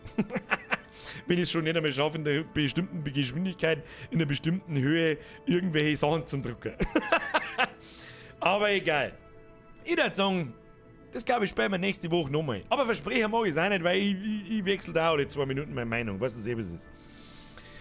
So. Also mit den Modulen, die wir mir bis jetzt freigeschaltet haben, Herr Simato 99 schafft man das sowieso nicht. Glaube ich. Die müsstet ihr mich länger damit auseinandersetzen. Vielleicht spule ich auch offstream ein bisschen, dass ich ein bisschen die Sachen freischalte, damit wir beim nächsten Mal ein bisschen mehr haben und ein bisschen Blödsinn machen können. Ah, so. Ich bin nicht neu, aber alt ist immer besser. Ohrkatzelschwarf schreibt, kann man dir etwas einen Prime-Sub nicht geben? Nein, weil ich kein Twitch-Partner bin. Warum bin ich kein Twitch-Partner? Weil, sobald ich den Vertrag mit Twitch unterschreibe, also ich habe den Vertrag schon gekriegt, also ich das Angebot schon gekriegt, Twitch-Partner zu werden, aber dann darf ich nicht mehr auf YouTube gleichzeitig streamen, was ich aber tue, wenn man das sagt, da YouTube-Chat-Nachrichten, Twitch-Chat-Nachrichten. Und der größte Teil meiner Community sitzt nun mal auf YouTube und das werden wir uns nie aufhören, gleichzeitig auf YouTube und Twitch zu streamen. Außer ab 1. August ist der Upload-Filter scharf und es setzt ein, was ich befürchte. Und ich habe keinen YouTube-Kanal mehr, dann gibt es halt nur noch Twitch-only und dann gehe ich natürlich die Twitch-Partnerschaft ein. Dann, ja. Wenn du das mit diesem gut, der Prime-Sub kostet natürlich nichts, das ist dann schon verständlich, wenn das jemand nicht tun will. Ist absolut verständlich. Aber wer unbedingt so eine Subscription dalassen möchte, kann das über YouTube tun. Da heißt es halt YouTube-Mitglied werden. Das ist genau das gleiche wie bei Twitch, kostet 4,99 €. Ihr habt im Chat, wird euer Name, glaube ich, farbig mit so einem kleinen Symbol, je nachdem, wie lange das dabei seid. Genau dieselbe Geschichte wie auf Twitch. Ein paar extra Emojis und so weiter und so fort. Kein Muss, ich sage zu einem jeden herzlichen Dank. So. Der Bertelbur schreibt, wir funkt das Spiel im Koop, Bürger. Du, das weiß ich nicht. Das Zweier ist noch nicht heraus. Und wie das da, also das, was wir jetzt gerade gespielt haben, mit Koop-Mod funktioniert, weiß ich auch nicht, weil ich es noch nicht ausprobiert habe. Weiß ich nicht. Aber Twitch ist 10-mal geiler. Ganz ehrlich, es ist doch scheißegal, was du so schaust. Oder? Ist es bei Affiliate derselbe Schmarrn? Herr Trixie, ja. Sobald du Affiliate in irgendeine Twitch-Partnerschaft eingehst, unterschreibst du einen Vertrag, dass du exklusiv auf Twitch streamst und deine Streams erst 24 Stunden später nach dem Stream, nach der Beendigung des Streams, in Form eines Videos auf andere Plattformen hochladen darfst. Damit sichert sich Twitch halt nun mal. Also ich kann es schon verstehen. Ja, da brauchen wir nicht schmerzen. Im Prinzip bietet mir Twitch dadurch die Möglichkeit, dass ich heute Geld verdiene mit ihrer Plattform und Twitch sichert sich halt mich und meinen Namen exklusiv auf seiner Plattform, dass halt auch die Leute auf die Plattform kommen. Das ist nur ein wenig. Es ist ein wenig streng, ja, aber es ist nachvollziehbar und in Ordnung. Darum gehe ich die Partnerschaft einfach nicht ein. Aus. Die Bildqualität ist auf Twitch 1000-mal besser. Das stimmt leider Gottes. Das stimmt leider Gottes.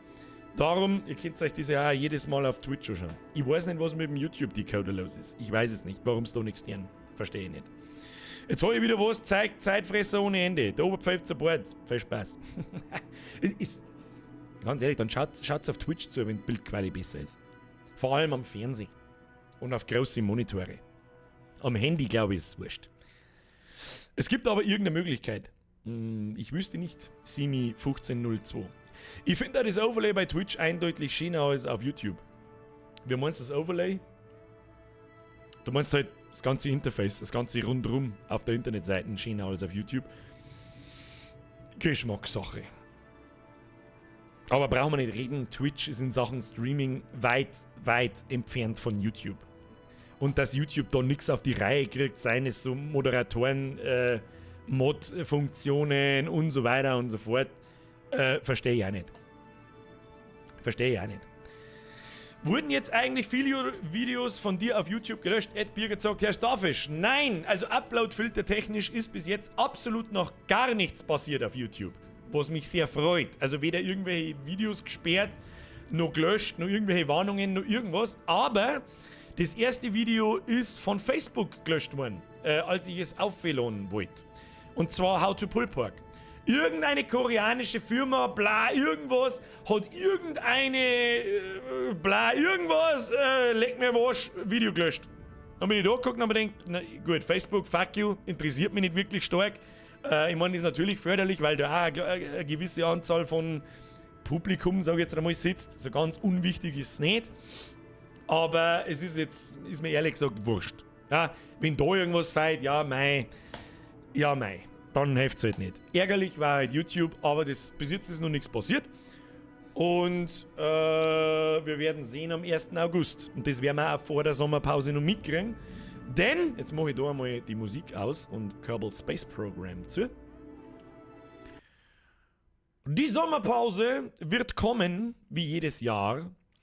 Und zwar, der letzte Stream ist am 4. August. Das ist am Mittwoch. Da werden wir einen Blättschmerz einhauen, da werden wir uns einfach über irgendwas unterhalten. Keine Ahnung, wie halt letztes Jahr. Und dann bin ich weg. Und zwar bis zum 6. September. Ist dann der Montag, der erste Stream und dann geht die neue Saison los. Nennen wir jetzt einfach mal so. Und bis dahin haben wir hoffentlich einmal irgendeine Meldung, irgendwas gekriegt. Vor allem von YouTube, was mit den Videos ist, mit den alten, mit den neuen, keine Ahnung. Und dann versuche ich mich auch wieder zu bessern mit ein bisschen mehr Videos, How-Tos, am neuen Format, vielleicht ein Kruzifix, vielleicht kleine C-Fix, ja, vielleicht kürzer, nicht so lang. Und dann nicht mehr über 100 Mal über denselben Preisen scheiß. Da gibt es vielleicht noch andere Sachen, die sich absagen lassen, die mir auf den Sack gehen etc. Und keiner sagt was, außer ich wahrscheinlich wieder. Das ist genau mitten in die Sommerferien. Ja, also ich bin in der ersten Woche von den Sommerferien noch da und in der letzten Woche von den Sommerferien wieder da. Ich glaube, dass das ganz in Ordnung ist. Und Urlaub, glaube ich, braucht ja jeder mal. Da habe ich dann nämlich auch 3 Wochen Urlaub in der seriösen Arbeit und 4 Wochen da Urlaub. Ja, ist jetzt nicht so, als da ich da hiervon Urlaub brauche, aber so eine Auszeit schaut einmal nicht. Ja, kreative Pause, 4 Wochen nix, mal was anderes da. Haben wir drüber geredet, über diese Motivationslosigkeit etc. Und wahrscheinlich fahren wir sogar auch in Urlaub fort. Aber sehen wir dann schon. Du hast ja schon Urlaub gehabt! Nachdem ich ein Dreivierteljahr keinen gehabt habe. War ja mal eine Woche nicht da. Wow! Passt, August bin ich eher nie da. Sommerpause, wie gesagt, Freundtreffen bis um 2 Uhr Karten spielen, das wird schön. Sommerpause, ich freue mich, um ehrlich zu sein, brauchen wir nicht drum, ich freue mich auch auf die Sommerpause. Ich hoffe natürlich, wie jedes Mal, dass da noch nicht alle weg sind. Aber das war bis jetzt 3 Mal nicht der Fall. Und nach der Sommerpause waren wir immer noch mehr Leute auf einmal wie vor der Sommerpause. Und da kommen dann schon ein paar.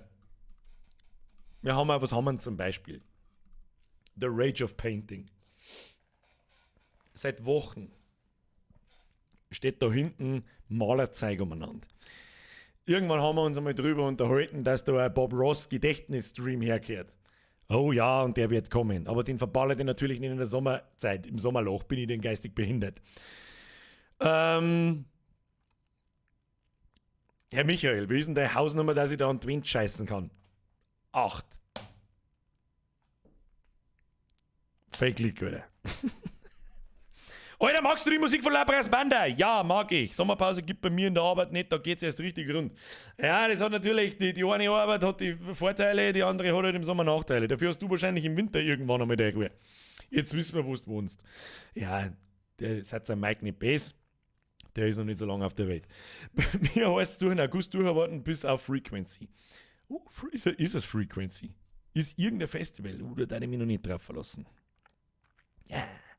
Hey Birger, sag mal, schwitzt du? Ja, ich schwitze. Stell dir vor, sitzt dir mal her und blärt 2 Stunden lang umeinander. Dann frage ich dich auch noch mal, ob du schwitzt.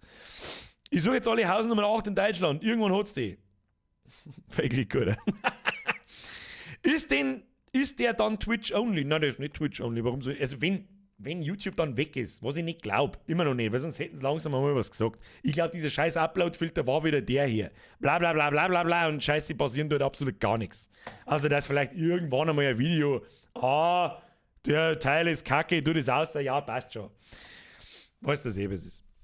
So, ein 10er, dass es gar nicht 8 ist. Möglich. Vielleicht ist er 24, keine Ahnung, Alter. Frequency ist fix. Das darf ich mal noch nicht. Das darf ich mich mal noch nicht verlassen. Vor 2 Wochen hat es auch noch nicht geheißen, dass man in Quarantäne muss, wenn man vom Urlaub kommt. Chillen, Leute. Ich will, um Gottes Willen, ich wünsche euch, dass die scheiß Festivalkacke, dass nichts dazwischen kommt. Aber darauf verlassen darf ich mich nicht, wenn das erst in 4, 5, 6 Wochen ist.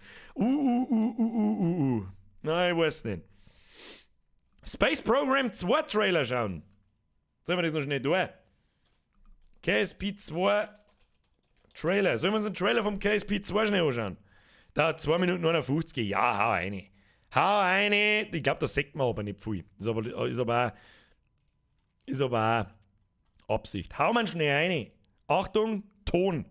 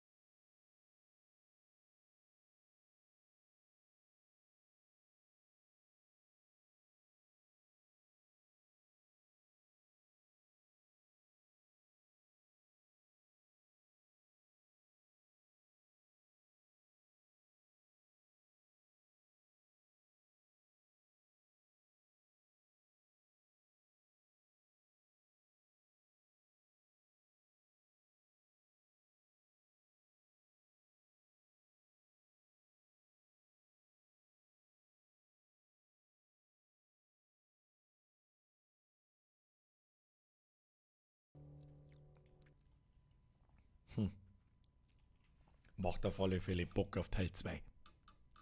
Anschauen werden wir es uns. Glaubst du, dass das im Oktober kommt? Ist das so kündig für Oktober? Wer hat das geschrieben? Niklas Ritter? Wer freut sich schon auf Oktober? Kommt das auch im Oktober? Was soll man mir im Oktober noch alles da? Kruzifix können noch nicht mal noch irgendwas im September auch schon kommen. Und im August noch. Oder vor allem im September. Was tun wir eigentlich von September bis Mitte Oktober? Da haben wir wieder nichts mehr zum tun. Genauso wenig wie jetzt. Und ab Mitte Oktober flippt es dann nur noch aus. Da wären wir nicht fertig bis zur nächsten Sommerpause. Release 2022. Schade. Oh ja, der Oktober wird hart. Oh, da kommen viele Spiele. Da kommen so viele Spiele, dass wir bis Januar, Februar dafür bis dahin brauchen. Vor 22. November kommt der scheiß Landi. Den ganzen Dezember werden wir mit nichts anderes da als scheiß Landwirtschaftssimulator spielen. Damit das gleich einmal klar ist. Meint ihr allgemein, sorry Bürger, kein Hype? Was? Wie kein Hype? Ja, natürlich ist auf Oktober Hype, Alter. Da kommt ein Spiel nach dem anderen. Was ist die, wie viele Frage nicht? Müssen wir 2 Spiele pro Stream machen? Herr Stölzer-Löwe, der Donation habe ich übersehen. Das ist halt leider Deutschland, ab 22.07. ist in Österreich fast alles wieder normal bekehrt. Ja, da fangen es bei uns auch schon zum Diskutieren an. Ob zumindest für die Durchgeimpften alle Regelungen wegfallen und so weiter und so fort. Das Einzige, wo ich jetzt halt noch ein bisschen Probleme habe, ist, wenn sie jetzt dann daherkommen mit, man darf nur fortfliegen, wenn du geimpft bist. Dann kriegen einen Kollaps. So, Leute, jetzt Schluss. Leute, jetzt Schluss! Schluss ist jetzt, ja? Was haben wir jetzt deren? Erstens, Mika, Rimworld. Das zweite Indie-Spiel. Sollte aber eigentlich sehr bekannt sein. Das hat so viele gute Bewertungen auf Steam, dass ein Schädel platzt. Lasst euch nicht von der Grafik abschrecken. Habe ich euch bei Kerbal Space Program auch gesagt und habe recht gehabt. Mittwoch, 20 Uhr. Zweitens, ich habe auf YouTube einen Community-Beitrag geschrieben. Moment, den Link noch schnell rein. Wenn er schon gesehen hat, passt. Wenn er noch nicht gesehen hat, es ist natürlich wieder Zeit für das alljährliche Sommerloch-Stopf-Video, Q&A, Fragen und ich antworte und hackt es ungeschnitten ins Internet. Einfach, weil wir es kennen. So, ich hoffe, dass das funktioniert. Ich habe euch jetzt den Link einfach da 25 Mal in den Chat rein. So, bitte bannt's mich für den Spam. Was schon immer mal wissen wollt. Ich meine, im Stream redet man mir sowieso immer sehr oft über alles Mögliche. Aber vielleicht gibt es irgendwas, was ich noch nicht irgendwo beantwortet habe. Es sind schon ein Haufen, weil wir 164 Kommentare, Fragen über von wirklich endlich einmal ein paar gute Fragen dabei. Nicht, kennst du das Hintertupfinger scheiß Heiselbier aus Timbuktu? Ist gut? Nein, ja, vielleicht. Oh, bitte kreuze an. Und überhaupt nicht sowieso. Machen wir jetzt, ja, eigentlich jetzt schon im Juni kämen wir so hin, aber was ist es? Kommt dann heute wahrscheinlich am Sonntag oder am Sonntag in der Woche. Wir werden sehen, weiß ich noch nicht. Ja, einfach reinhauen, ich suche wieder irgendwelche Fragen aus und dann sehen wir schon. So, und jetzt darf ich sagen, danke fürs Zuschauen. Wenn es euch gedacht hat, Like da lassen. Spähen wir nächste Woche. Gegebenenfalls wieder. Schauen wir mal, wie die Laune ist. Am Montag, normalerweise am Wochenende wechselt die dann irgendwie so, ja, ich habe gar keinen Bock auf Kerbal, habe ich wieder Bock auf Sea of Thieves und spielen wir halt das. Das ist absolute Randomness im Sommerloch ist mir das scheißegal. Wir müssen noch Sim-Streams durchhauen, dann ist Sommerpause, glaube ich, wenn ich richtig Zeit habe und dann weißt du es eh. Kathy Bittner, kannst du noch einmal so ein alt, fett und langsam machen? Steht auf dem Plan, aber nicht so lange ich weiß, was der scheiß Upload-Filter-Bot mit Gameplay-Videos ganz speziell macht.